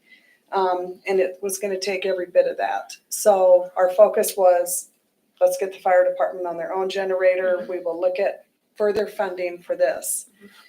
With all the cuts that has been made by the current administration, that grant got taken away. So we lost the grant for the generator. Ouch.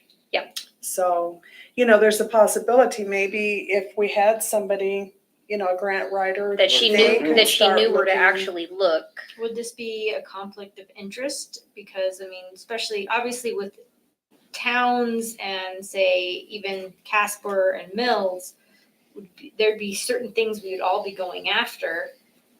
Would it be a conflict of interest of her writing grant for us, for Mills, for Casper, all after the same one?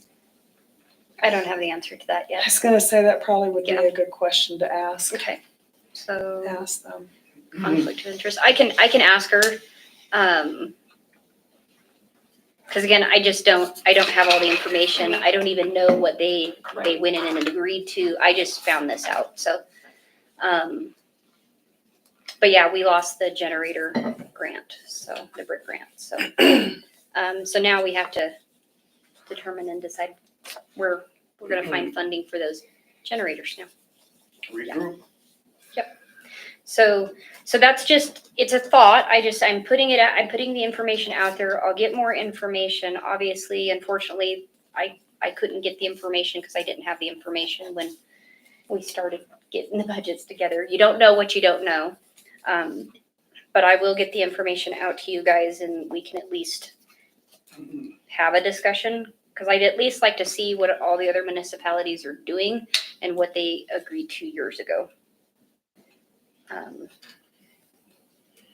Because besides Brad, we've only had, and Colin did it for a period of time over at the fire department, but beyond those two, has there been any other grant writers for the town?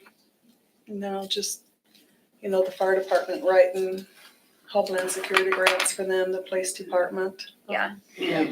So in obviously we had, a specific resident come to council meetings and say, well, can't we find funding here? Can't we look at this? Or can we look at those grants? Things like that. This is kind of this space that we're currently in that, well, everybody works very diligently in the town to do their jobs and nobody's just cooling their heels. Like everybody is working very hard, and to add on top of grant writer extraordinaire on top of the many of things that they Well, have that's to gonna be a do. skill set all of its own. I was gonna say, Yeah. grant writing Yeah. is, Yeah. It's very specific. Yeah. it is. And even when Colin was so graciously willing to do some of our grant stuff, like he's not a grant writer. That's not his skill set. That's not his specialty. He was just doing it because he wanted to make sure that the fire department and or other areas were he was trying to assist us, but that And he was did not his well. specialty. Yeah, did well. yeah, he did. But I got us slightly off track. I'm gonna get us back on track. It's fine. You're But fine. I at least wanted to make sure that you guys had the information when we're talking about budgets.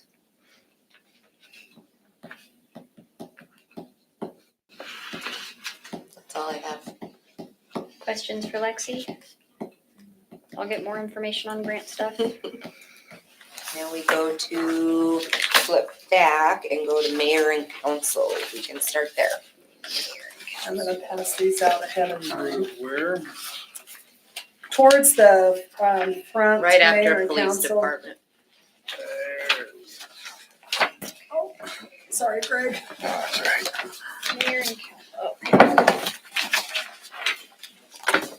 These are for the general government and the community center, but I'm gonna go ahead and get them passed right now.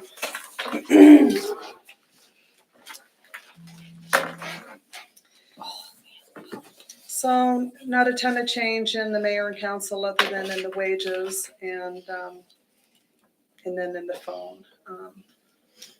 I think this is gonna be the first full year.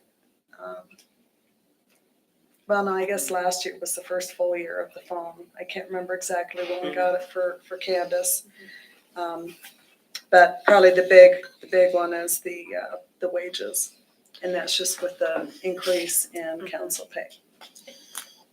So Ernie, that was the increase in the council pay. That was before you had come on, and we had all agreed to go to the state statute. Yeah.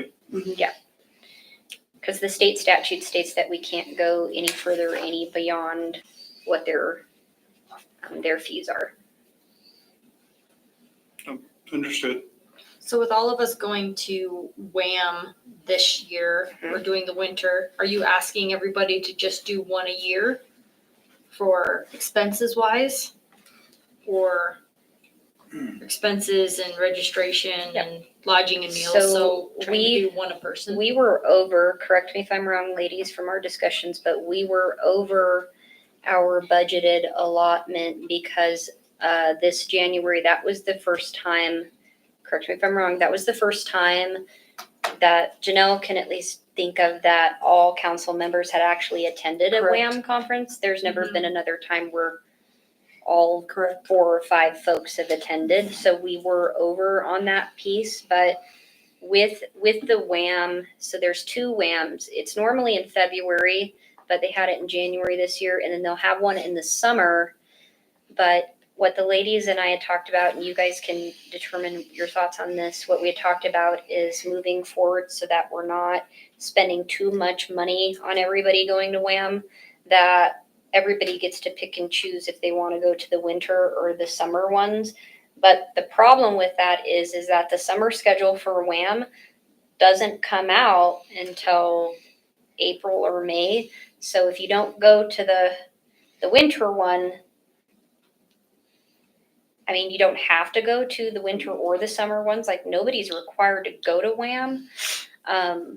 But to try to offset costs right now, because again, we still have to come up with that minimum of that 112,000 to offset the costs. We thought that maybe going with just doing one, and then everybody, you guys get to determine and decide which one you want to go to. Okay. So that we're not incurring a bunch of costs that we potentially don't need to. So for this one coming up, so this summer's one would be considered into next year's budgets would be, No, it would be No, this 'cause year's. it's June, well, that's where it was just like, I was trying to remember what, but our budget starts 1st of July. July, thank you. That's where it was just, I don't know why in my mind, I thought our budget started in June. That's what I'm like, I Yeah. think I'm off on this one, on the Yeah. month. July 1 to June What are 30th. your guys' thoughts on that? That once a budget cycle, we're only going to 1, we're not going to 2. One a person. Works for me. Yeah, especially with hotel costs and, I mean, food, lodging, and where you guys are picking up, I mean, city's picking up the bill for food, lodging, gas, all of it. I mean, I definitely feel I got my money's worth out of this one, but I got that certification too, which I was gonna have to do one way or another, Right. which is new and different from when I was here before. Mhm. And when I was here before, I never went to any of the WAMs because nobody really laid it out that it'd be worth my time. And There's and definitely I some didn't really go. good classes. And I can out there actually, like, I agree with that piece too, because I've been on council since 2020, and WAM wasn't really like a topic of discussion until what, 23? 23 is when I think I remember hearing about it the first time, so that would make sense. Like, I hadn't heard about it my first couple of years, in terms of like, that would be something that we would either need to go to or we could go to if we wanted to. And I think it depends on what that schedule or what that agenda looks like. The agenda last June didn't look all that great. No, I did not. Now, Well, the winter conference this last year and the year before, those look like good topics to attend. From what little I've seen of this one coming up, they threw out the Wednesday thing for a golf outing. Well, I don't golf, I get, and so I'm looking at, I got more out of that Wednesday than I did actually the rest of it.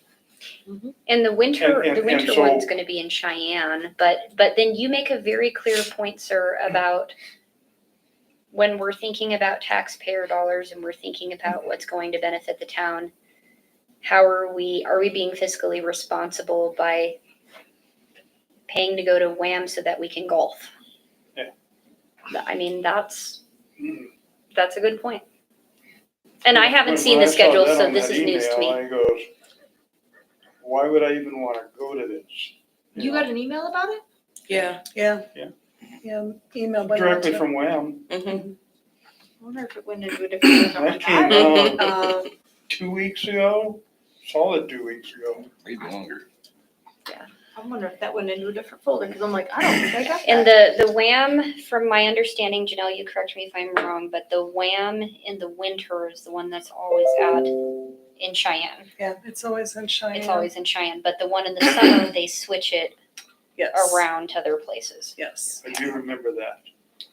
And I know that there's been some some years where maybe Lexi and I have done a day trip and maybe only had to pay, you know, a smaller registration fee because we was going to something Specific. very specific Yeah. that pertained to us. And there is that option too, if the I council think I got so wishes. You know, you drive down that morning and drive back that night.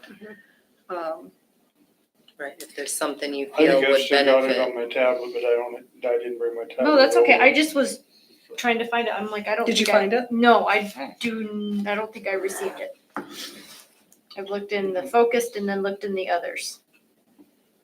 We would have to So, contact WHAM, wouldn't I- we, for I that, because that guess doesn't come from us. What No, I'm that's okay. I kind of just- driving towards is I think we need to have a damn good idea of their agenda, overall agenda, prior to making a choice of if we're going. And I think that that's and gonna be, which one. Send it to you. yeah, that's gonna be the challenge area, because WHAM for the And summer what- one, we're not gonna know. What day was that? April 23rd. Yeah, If April what? the winter one, And then Janelle? if I that's should've gone gonna to be winter. the next one, if it's gonna be anything like the last one, I would be up for going again. Yeah.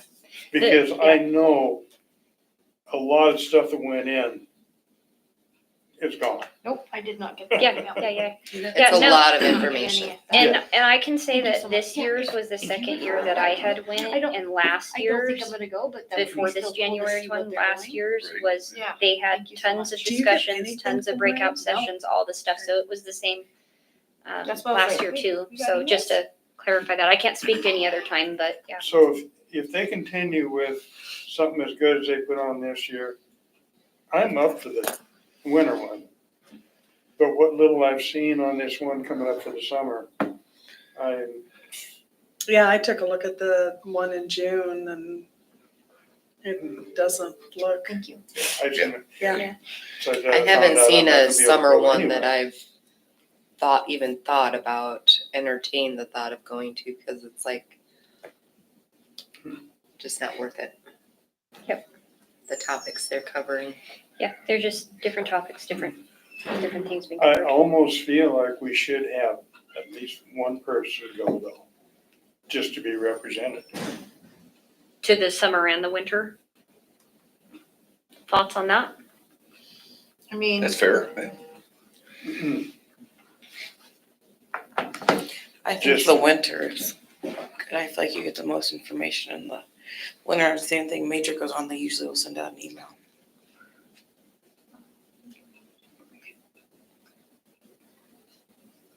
I mean, I'm fine with doing the one right now, just because we still don't know what the property tax cuts, what it's gonna look like for us. So it's, I don't disagree with the fact that maybe we should have one person go. I don't necessarily think that we need to like, yes, one person has to go. Because if nobody wants to go, well, no one should have to go kind of a thing. No, I'm not but- saying make it mandatory. Right, I'm I mean- just saying, it would probably be a good idea Yeah. for at least one of us go if anybody really wants to go. That's what I'm saying. But it's totally voluntary. But if somebody wants to go, we need to support it. Meetings. Panels. Fiscally, from a budget standpoint, at least on my side, I don't wanna add anything additional right now without knowing what those numbers are. And if this summer one is just, people are gonna be golfing and there's not really great topics, then from a taxpayer standpoint, I don't feel comfortable with utilizing taxpayer money to have people go golfing and or that kinds of stuff. Like, I don't feel comfortable with that. I don't know how you guys feel about it. I don't feel comfortable with that. I'm fine with it.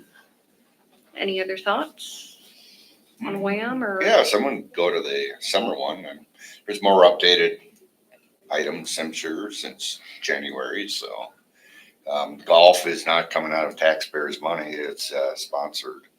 So, yeah, by Kaiser Wealth Management, so, there's no, But taxpayer money would be paying for the registration to go to WAM. registration. So taxpayers are still paying for us to Yes, yeah, attend yeah. these things. Yeah. I just Yeah, wanted they to got clarify. I classes don't know and what else is breakouts on the and- schedule. I Well, haven't I don't really either. dived in, but you said golf, so I'm kind of just focusing on that piece of it. That was just that Wednesday window, Oh, Wednesday okay. afternoon Looks, I window. mean, What does it Thursday look looks like, I mean, you got Thursday, you're gonna talk about gun-free zones, Department of And, yeah, Audits, federal federal grants, grants, yeah. which I think would be a good. Just talking I about mean, grants. And here we are Obviously, talking I about think grants, yeah. Wednesday is kind of just like, hey, everybody get here, let's go golf or whatever, but then Thursday, it's banging into it just like we had down there. And usually Thursdays are your Are your bigger days. topic days. Yeah. And that's where Lexi and I have made the day trips. Yeah. Um, Then the day trip's gone down, so then you're not paying for the hotel costs and everything else. Right. I And mean, then we would drive together, and so you save money there. Except for this January one, that Wednesday was at boot camp. Yeah. Mhm. And for me, I think I got more out of that than any single thing there. So I was looking at that comparison with this trip in the summer, all they're offering is golf. They got Yeah. boot And camp, I'm going, they got the new boot camp in there too. I must have, I wonder if that's to catch the people that didn't make it. Yeah. I must have January. read over so, that. so how do you guys feel Skipped about over this? I that. mean, me personally, I'm fine with just doing one. What are you- I'm not opposed to having a specific person going. If they need to go for the summer and or the winter one, who's ever choosing. Yep. Go And- golf and- or go to boot camp. And I'm also not opposed to the idea of, if people don't want to go to either, they don't have to go, like, it's not mandatory to go. I just want to make sure that we stay fiscally responsible for the areas that are not necessary, I guess. They might be, I don't know. I don't have a dog in the fight either way, For so. whatever purposes, I'm out for June. Oh, yeah. I had considered it, but my And- schedule changed since. And we're I already first asked you technically, about it. Mhm. we're I'm already not gonna be technically able to go over. Janelle, that's correct. Lexi, I'm that's sorry. correct. No, you're fine. We're already technically over It's our just the allotted all four of budget us going. because all of us went in January. Yes. And Okay, so technically June would be out because Well, we're and the already over the wages. budget, And then the increase. the increase. So we're already over for this cycle, so June would be out either way. Okay, I just wanted discussion. clarification. Any other thoughts on that? Or, I mean, I'm open to any thoughts. I just wanna make sure Yeah, that just I have Stay within clarity. budget, yeah. Okay, so the next one would be general government. In the one sheet that I passed around, it will break down some of those categories as to what all is coming out in those line items. The first one is the 1043-140. That is the unemployment benefits. It has taken a huge jump this year. Everybody took. Because I questioned it. Why? We have not had any unemployment claims. Why? Everybody took a huge hit. So I'm hoping that, and this current year actual does not cover the first quarter that I paid this year, which was, if I recall off the top of my head, was over $10,000. So the So- conversation that we had when Janelle and I met with the insurance, I call her the insurance gal, Melissa. When we met with her, she said across the board, all insurance rates and costs are going up. So a part of making sure that we could keep, because like with what the chief was talking about earlier, we can't compete with the wages in Casper and the sign-on bonuses and all the stuff they've got going on. And so even though we'd be taking a jump, this is an area that we could compete on because we're doing really good health coverage. We've got really good health coverage, really good health benefits for the staff. And so we felt like if we can't compete in wages, what are some other areas that we could stay pretty comparable in when trying to recruit people? But across the board, Melissa had said that insurance rates are going to continue to go up. So we're going to continue to see an increase in that cost over time. We met on the lawyers. I'll give you Scott's information. You can talk to him directly. I'll let you handle that one. Just saying.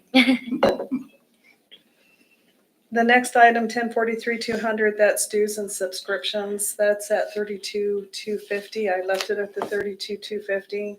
And on the second sheet that I passed out, it's kind of got it broken down as to the membership dues to WAM, the cost that we spend each annually on average to Microsoft. That's for our emails and premium packages there. The GIO, stormwater, MPO, those are fees that we paid to them. CrowdStrike is our antivirus. The LexisNexis, which keeps our municipal and court rules, codes, books up to date, the Muni Code.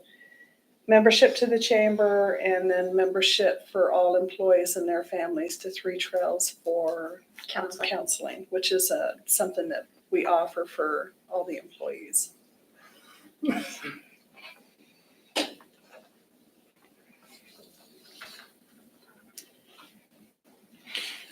Okay.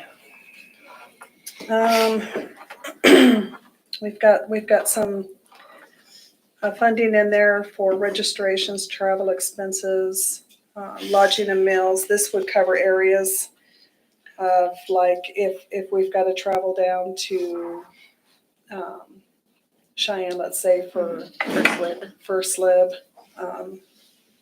those expenses there. I think last time I think you rode with Shane. Shane and I went down together, yeah. So we didn't see the expenses there. The next one is bank charges. Those are not anything that we can really get around. The next item is 1043-300, that's office supplies. We had it budgeted at 3,800. Our current spend right now is 1,487. I dropped it down to 2,500. We've been trying to do a lot of our purchasing of office supplies through Amazon to keep those costs down. Printing, we print a lot of our stuff, copy a lot of our stuff. I mean, there is like envelopes, some forms, but most of it we try to do in-house. And so I dropped that from 3,200 down to 2,000. Next item is phone. We're kind of at the mercy of that. I bumped it up because it looks like the prior year at this 13,793, we were pushing it.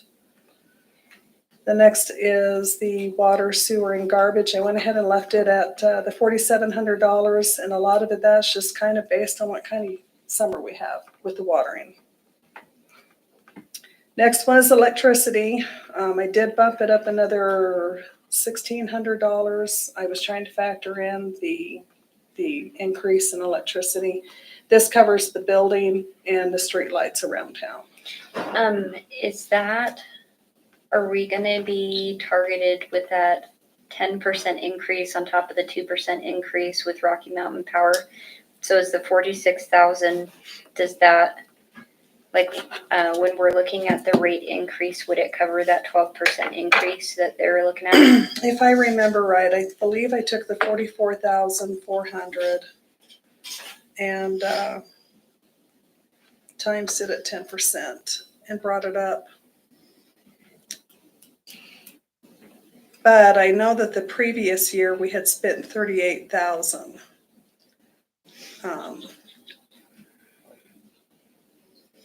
Yeah, and we're at the mercy of them as well. Yeah.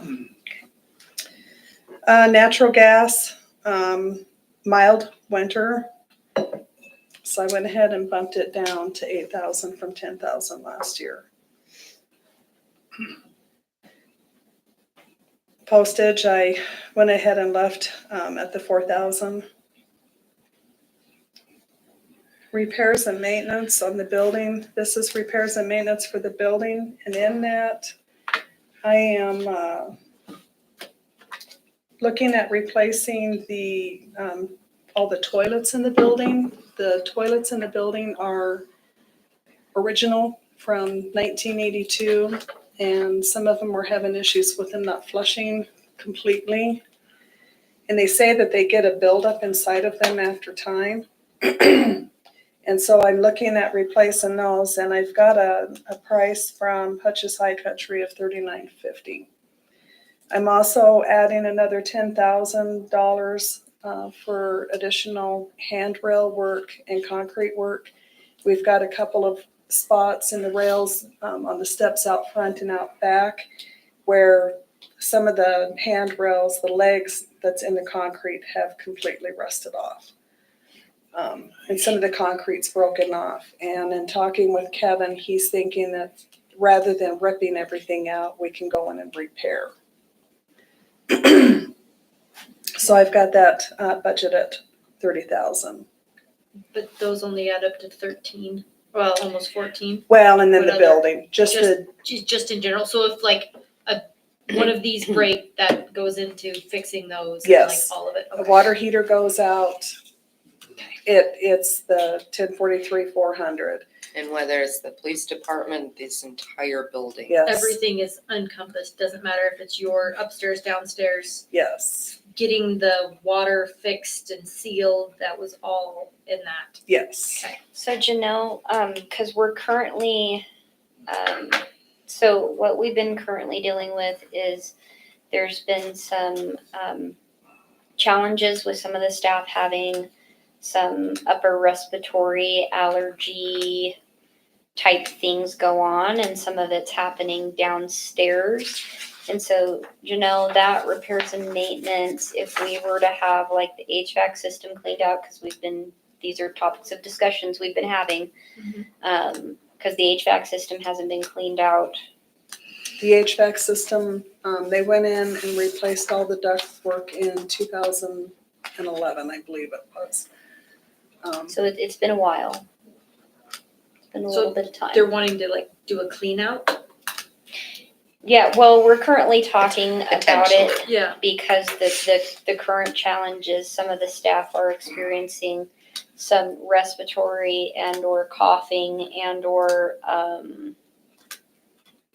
seasonal allergies. We can't really pinpoint one place or the other, but those kinds of situations would come from repairs and maintenance. Yes, that area. and depending on what that cost looks like, I'm waiting to hear back from him. I submitted the building drawings to him and waiting to hear back from him.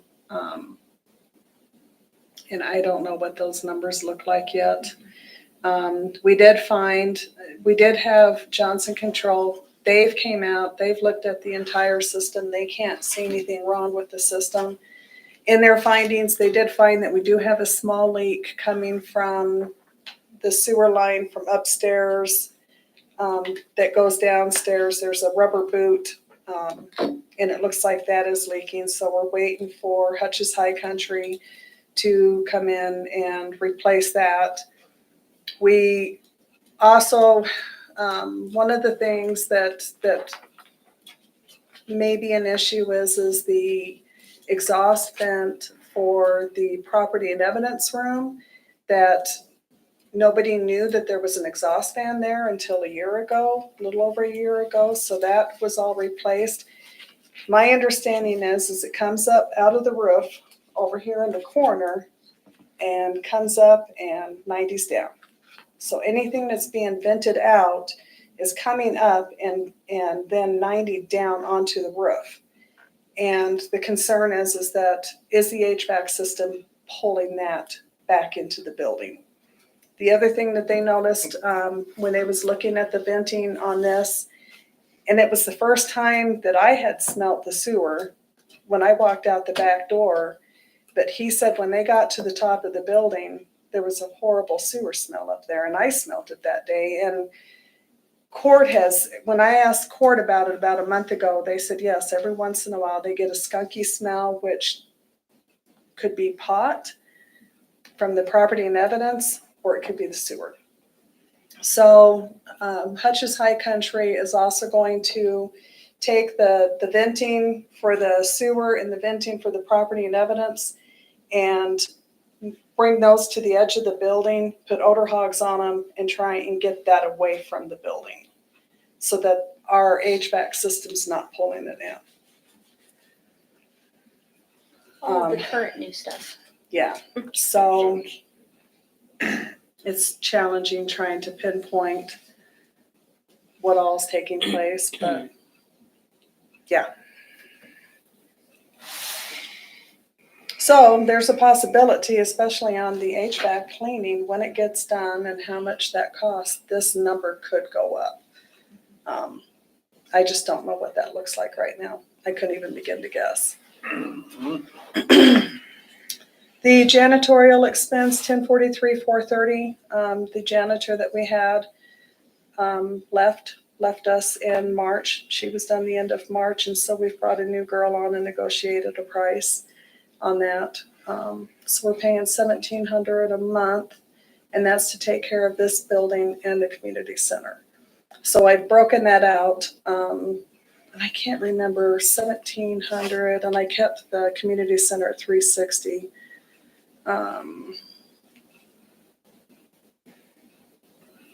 So $1,340 a month to clean the town hall.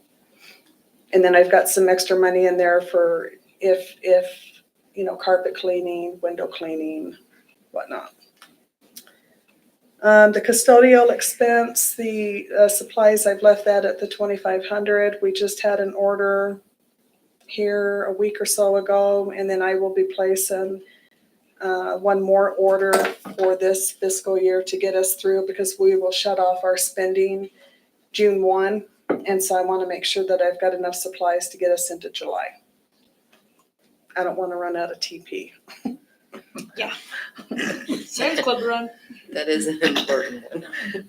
The next item, 1043,450 for professional services. Again, I've got that broken down and on the second page, and in that, it's the fees to Wyoming Financial that administers our health, dental, and vision insurance. The audit is in there, our drug testing is in there, our IT is in there, and then VRC. VRC is the company that comes in and does the shredding of our old records and stuff. The next item is equipment expense.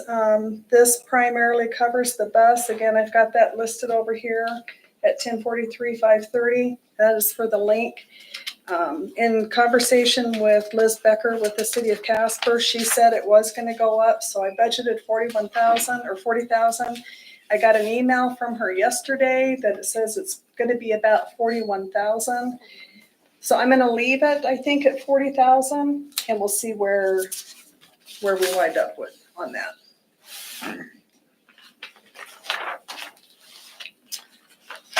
Do you not think we should up that one to 42? The only reason why I say that is if she potentially is projecting 41. And that's up to you guys, what your thoughts are. 42 would be fine. I mean, these are also expenses and costs that are out of our control because we don't have any jurisdiction over what the cost is going to be. I'd be fine with 42. So change it to 42. Any other thoughts? I have a question, 1043,670, can't see it, that's obviously a different expense. That is the assist, Okay, The which was tokens. also known as CATSI. yeah, right, okay. Yep. So that'd be separate and we Yep. can't, all right, Yeah, those are the tokens. all right. We did not spend anything on that, We've not seen a bill. I can't recall seeing one last year. Yeah, we've not seen a bill. So I called her on that as well. Well, so they were going through, that's when they went from the bus and the CATSI to the link and the assist. And there was some, I believe, monies, if I remember, left over. It was a whole thing. Yeah, cause weren't they gonna pick up the cost for the The, tokens for, Mm-hmm. until the money was spent and then, I remember them coming to council talking Yeah. about that. when she said that, Yep. it's like, oh yeah, I remember that conversation. So then if we've had several years of it being zero, do we need to drop it down? Since it's been at zero? Eventually, we are We're gonna have gonna to get a start cost. paying. Yeah. sooner or Do we later. know when? Okay, We'll just get a bill things someday. out of our control. Yeah, Okay. if you look back at the last time we did pay, it was, Yeah, it was back in what, 2019, 2020, 23. 23? Let me look. It would have been No. 2020, 21? 2020, 2021. Okay. Well, and I think, a lot of times too, they work off of grants. Young. How often do they communicate with us about, It has not been a whole lot here lately. That's why I Okay. reached out to Liz the Okay. other day and I think she apologized. In fact, she, said it a couple weeks ago and then said again yesterday at some point she wants to get with me and schedule a time to come talk to the governing body. okay. Um, All right. So were we going with, for line item 1043-530 for the link bus, 42,000. 42,000? Okay.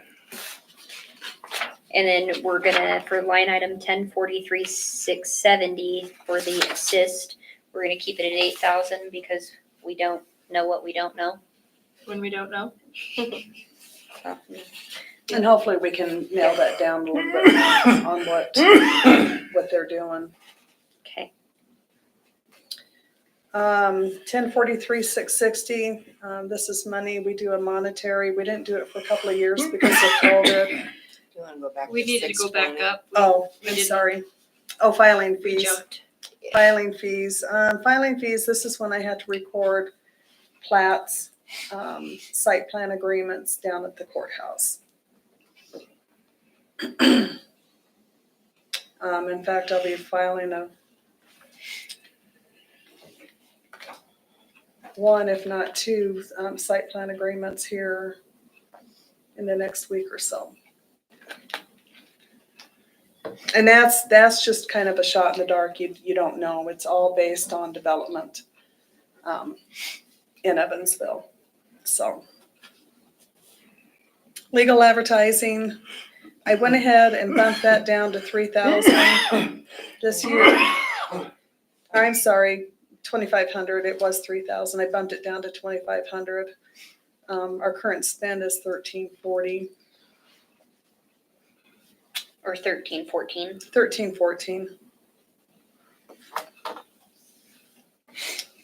Leases and permits, have not had any expenditures in there. But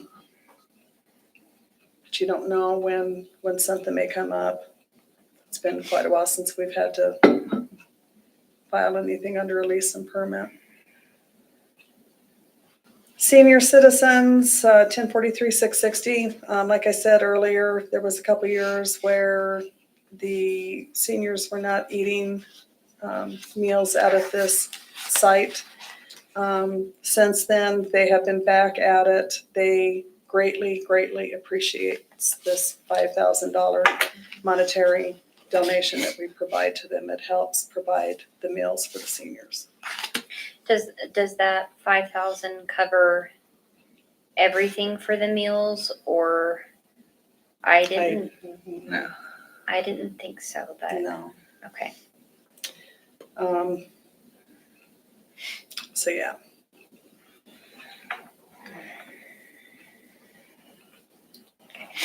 Community events, 15,000, I left it at the 15,000. This is what's been funding the haunted house, the candy handout, the Christmas parades, Christmas parade, the movie the movie in the park. in the park.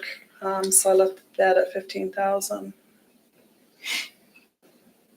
Office equipment, 500. We've been pretty fortunate that we haven't really had to replace anything, but this would help fund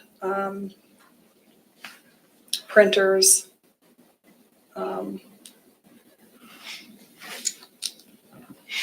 calculators. It just depends on where it's being used at. Insurance, property equipment, I bumped that up to 7,800. I really have no idea what it's gonna look like, other than I just know property insurance is gonna take a jump.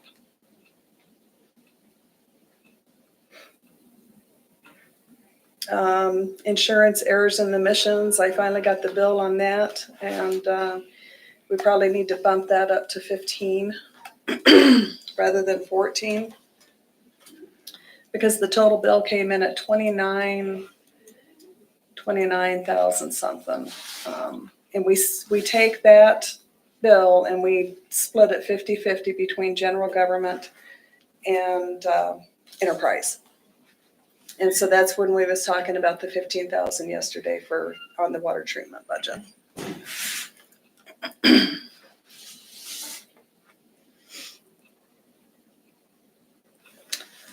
Maintenance service and agreements, this is our copier and our Cassell And our mail stuffer, and our mail stuffer. very important piece of equipment. Very important. We would not want to hand stuff every envelope every month. No, at 1,200 plus. So Janelle, just to clarify, your Cassell is separate than Lexi's Cassell? We pay one fee and then we split it between multiple Got it. budgets. Okay, I just wanted clarification. Thank you. No, absolutely. Thank you, thank you. Any more questions on general government? So when we purchased like the bouncy house and the projector and that kind of stuff, did that come out of our community events budget? Mhm. Okay. And so like for some of the movie in the park, that came out of fire and or the unions. Yes, we Budget. split. We purchased the bouncy house, and I believe we purchased DVR. Yeah, it was a projector screen. Okay, Yeah, okay. it was a projector. Mhm. But then also to like to even do like the movie in the park with the fire department, like you have to get a specific approved licensed movie. So even like Wreck-It Ralph last year, that movie alone, the union had to cover like $535 for us to even play that movie in the park. So like when we're thinking about community events and, you know, the constituents wanting community events and things like that, they do come with a back end cost when it comes to those kinds of things. But the union, I believe they ended up covering that I think that they movie, did. because you can't just pop in a DVD Yeah. and play it. You have to get certain permissions in order to even play it, yeah. So, things like that. Next one is 1044. That's my department. Town clerk? Yeah. Oh, Yes, okay, ma'am. okay. I was Janelle? like, where are we at? Can we go back just for, quick timeout. no, you're okay. Okay, so Can we go back to the 1043, 660, the senior citizens? Uh-huh. With the $5,000, do we know, just, we probably don't have the numbers, but I'm just wondering, do we know, because I'm thinking about like with what's happening in the world, grocery prices, you know, all the things. Where does the other part of the senior citizens food, where does the other part of that money come from at the community center? So if we're giving $5,000, where do they get the remainder of the money coming from? from other grants. Plus they were approved, I believe, was it last August for that additional mill levy to help with the funding. It passed. So, I mean, we've done a monetary donation of $5,000 each year, plus we provide the facility, Okay. At no cost. at no Yeah, cost. my bigger thought is nobody's going hungry. That's my bigger thing, like, nobody's going hungry. Okay. That we're aware of. Correct, Okay. right. I'm like, right. nobody's going hungry, like that we're aware of. That's my biggest thing. I don't want anybody Well, not and having food. you had a meeting with the Yes. board. Yes, Um, with the Senior Citizens District. and was that before that funding That was for the mill before, levy? yes, that was before that. And even at that time, the executive director, she had said that they are constantly in an uphill battle right now on being able to get enough grants and or funding to keep everything functioning and running. I just want to make sure nobody's going hungry. You know, it probably would be, good conversation to have with the director, especially since the mill levy was passed, Okay. to see what, the forecast is for funding for the senior. And I know when they're looking at funding for the senior, they're looking at for the entire Natrona County. Yeah. Okay. I'll reach out to her on that one. Hey, on another note, will line item 43,615 now go to PD? Yeah, there's no, Right, it's all I zero. just wasn't sure if that will, Yeah. okay.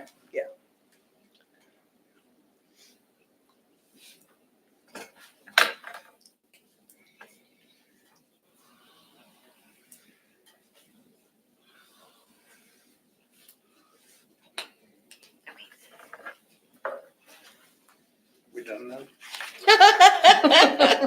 You weren't gone long enough, Ernie. Damn it.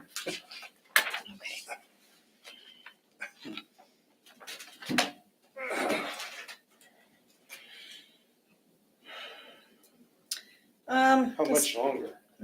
Not much longer. Good. We got 2 more. Until we're done. On the town clerk, there's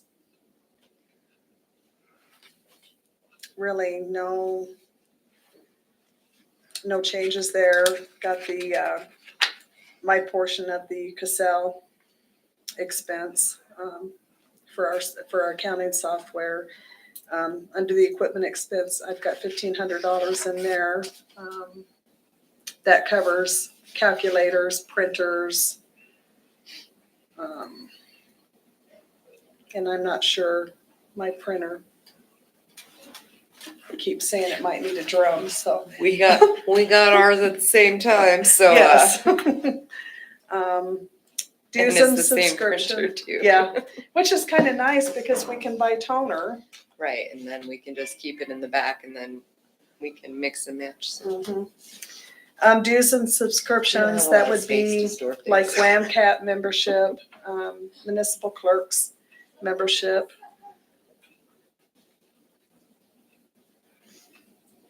Notary expense, my notary doesn't expire until 2027, so next year I will be budgeting to update the notary expense. Any questions on that one?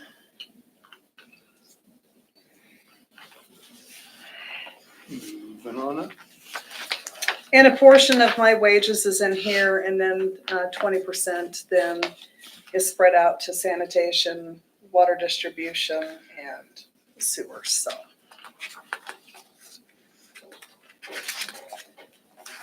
Community center is the next one. Dues and subscriptions, this covers our internet and telephone up at the community center. The next item is the utilities. I left it at the 3,200. Again, it's gonna depend on what kind of summer we have, watering. Electricity, I bumped it up to 9,000 from 8,300. Natural gas, I bumped down $500. Again, it's gonna depend on what kind of winter we have. It's been a mild, the last 2 winters have been mild.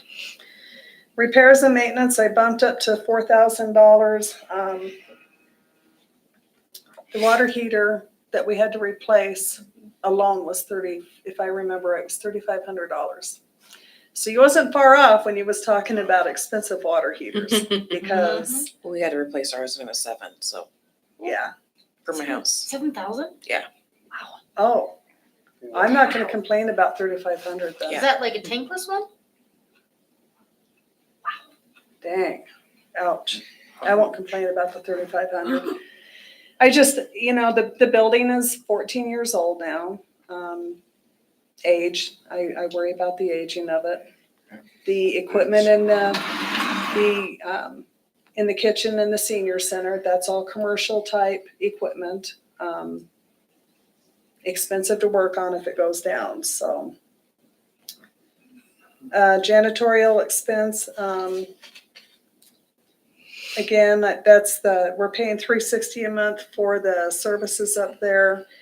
And window washing, carpet cleaning, that gets used heavily. In fact, I'm needing to schedule. I've got the bids to clean the carpet up there now. I'm just trying to work around events that are on the calendar right now. May is a very busy month for the Yes, it is. community center. Yes. Custodial supplies, I bumped it up $200 just because of the expense of supplies. Does that, in the custodial, does that include the chemicals and different stuff, like the pH testing stuff for the water? We don't do any pH testing of the water, but like your DM. No, they clean up stuff there and they have to, like a certain, what's the word, like consistency, bleach consistency, and they use the- Sanitizer. Yeah. With the bleach water sanitizer. Oh, so we use DMQ in. And that goes in this BAC. one? Yeah. Okay. Equipment expense 1049,530. That is the money that I've got set aside to either replace that DVR or whatever direction we're gonna go to get those cameras up and going. What's the professional services? Professional services, that's if we've gotta have somebody come in.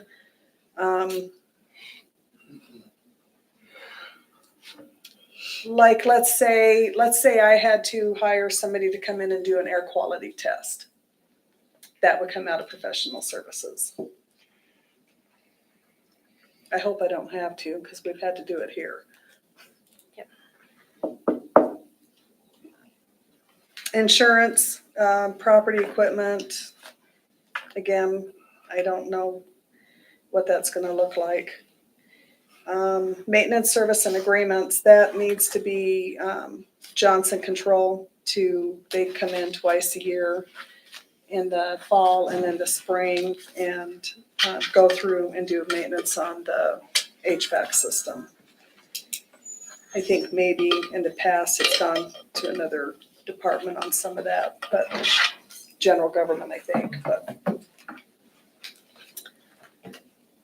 And that's about it. Is that the last one? It is, but then I do need to touch base with you real quick. No. In talking with Jed yesterday, Jed has got us, Jed is our IT person. He's been on board since the 1st of April. He has really hit the ground running on getting things squared away for us with our computers, with the two-factor, the dual two-factor for the police department, for the fire department. One of the subscriptions that we had that we don't currently have in place right now is it's called Patch Manager. through Zoho, and it was just Patch Manager.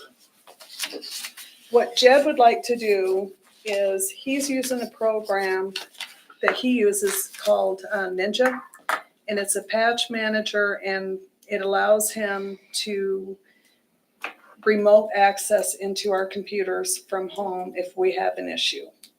He can just jump on and get into our world and figure out what's going on. So say for instance, if like something happened with a police computer and it went down, instead of the police officers having to wait for him to get over here, he could just hop on real fast and take care of everything. Potentially see what's going on. It also allows him to push out policies. Policies would be programs that he's writing that would be specific to a computer. One of the things that he's wanting to work on is, let's say, for instance, the police department has a new tough book that they are bringing on board. He would have it set up to where it would just automatically download all these programs that they need on their laptops. The patch management is if it's going in and making sure that all the computers, whenever there's an update on a computer, this patch management, he's going in, then this patch management is supposed to automatically update everything. And this would just be a tool to help him administer, or I guess overview, watch, to make sure that these computers are being updated the way they are.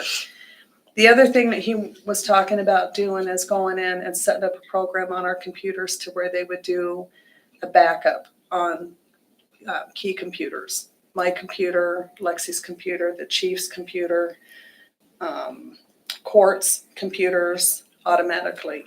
And so for everything, it would be about $6,500 annually is what he's looking at. And so the $6,500 on top of the, was it 18,000? For the IT, yeah. For IT. It would be, I think it would be about 25,000 a year. Where is this at? Which section? IT is 1043, 450. Oh, yeah. Or, And that would be, and it says Jed IT. So he's charging us $15,000 or $1,500 a month to monitor, troubleshoot. He's spent a fair amount of time troubleshooting issues for us. And he has, I think, spent a lot of time down in the PD helping them get all those new tough books up and going. okay, so shows that and then plus.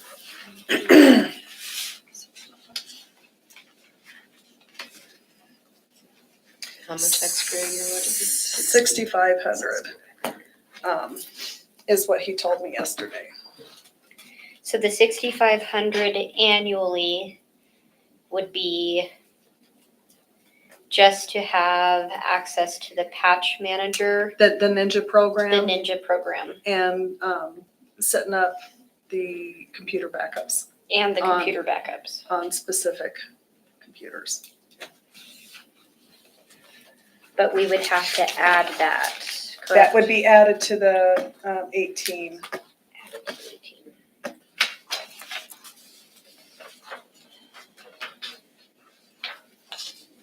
He looked at the patch management, which was far more reasonable, but it only did patch management, whereas this gives him more tools in the Ninja program.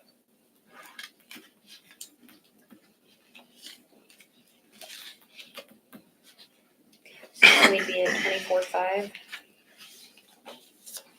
Yeah, and that line Yes. item would go to 41,667.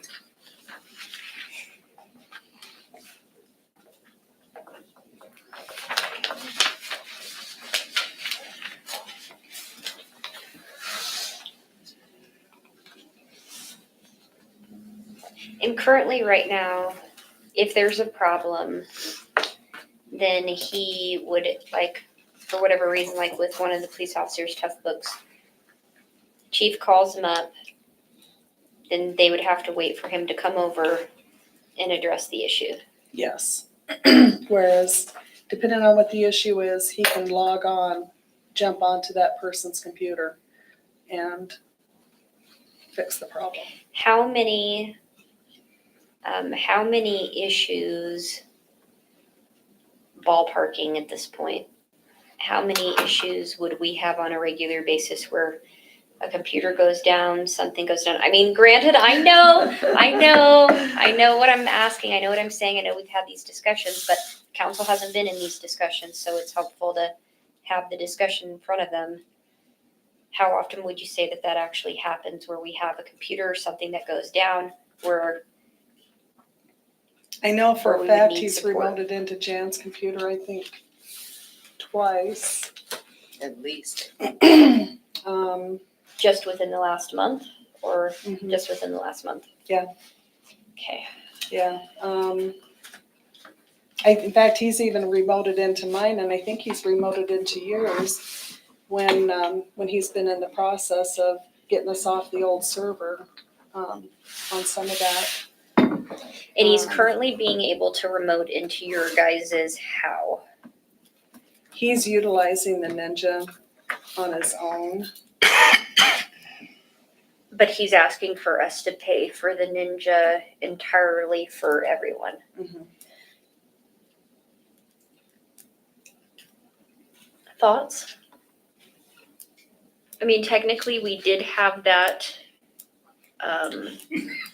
what's the word I'm looking for? The position. Well, we had had the conversation about an IT position, but then we couldn't find a person who wanted to be a full-time IT person because everybody we had interviewed didn't pan out. Or they moved, or they chose to not move from where they were moving to come here. Three applicants and And then we ended up, he was with, CPU. CPU, the people who were doing our internet stuff. And I know that former Mayor Edwards wanted us to go the direction of getting a full-time IT person. But currently with the pool of IT people in Natrona County that are currently looking for jobs, And the affordability. that's few, far, and in between. But we did have that issue with the phishing email Yes. a Last while October. back, and that's what ended up continuing to spearhead this whole conversation about we need to make sure that we're protecting our information that everyone utilizes, because each department has specific information on it and in it that In the meantime, we did receive a That they should have- grant. The for the Albert. a $50-some thousand grant, which my understanding, and correct me if I'm wrong, it's just another added layer of security. Yep. Um, But that was out of the grant, and the Albert hasn't been, has he put the Albert system in place I yet? don't think it's on yet. But Okay. he's been working with the Center of Internet Security and to get that launched. So, He's been busy trying to get the dual factor, which is a two-factor that had to be in place for the computers for the PD. And then the dual factor, he's got a meeting with the fire department, I believe Tuesday, to get the dual factor, which is an MFA multi-factor for the fire and ambulance on their computers. I don't know, what are your guys' thoughts on 6,500 annually to keep the town's information protected? Well, and And, troubleshoot and to troubleshoot, and repair, backup. and keep the staff's information protected.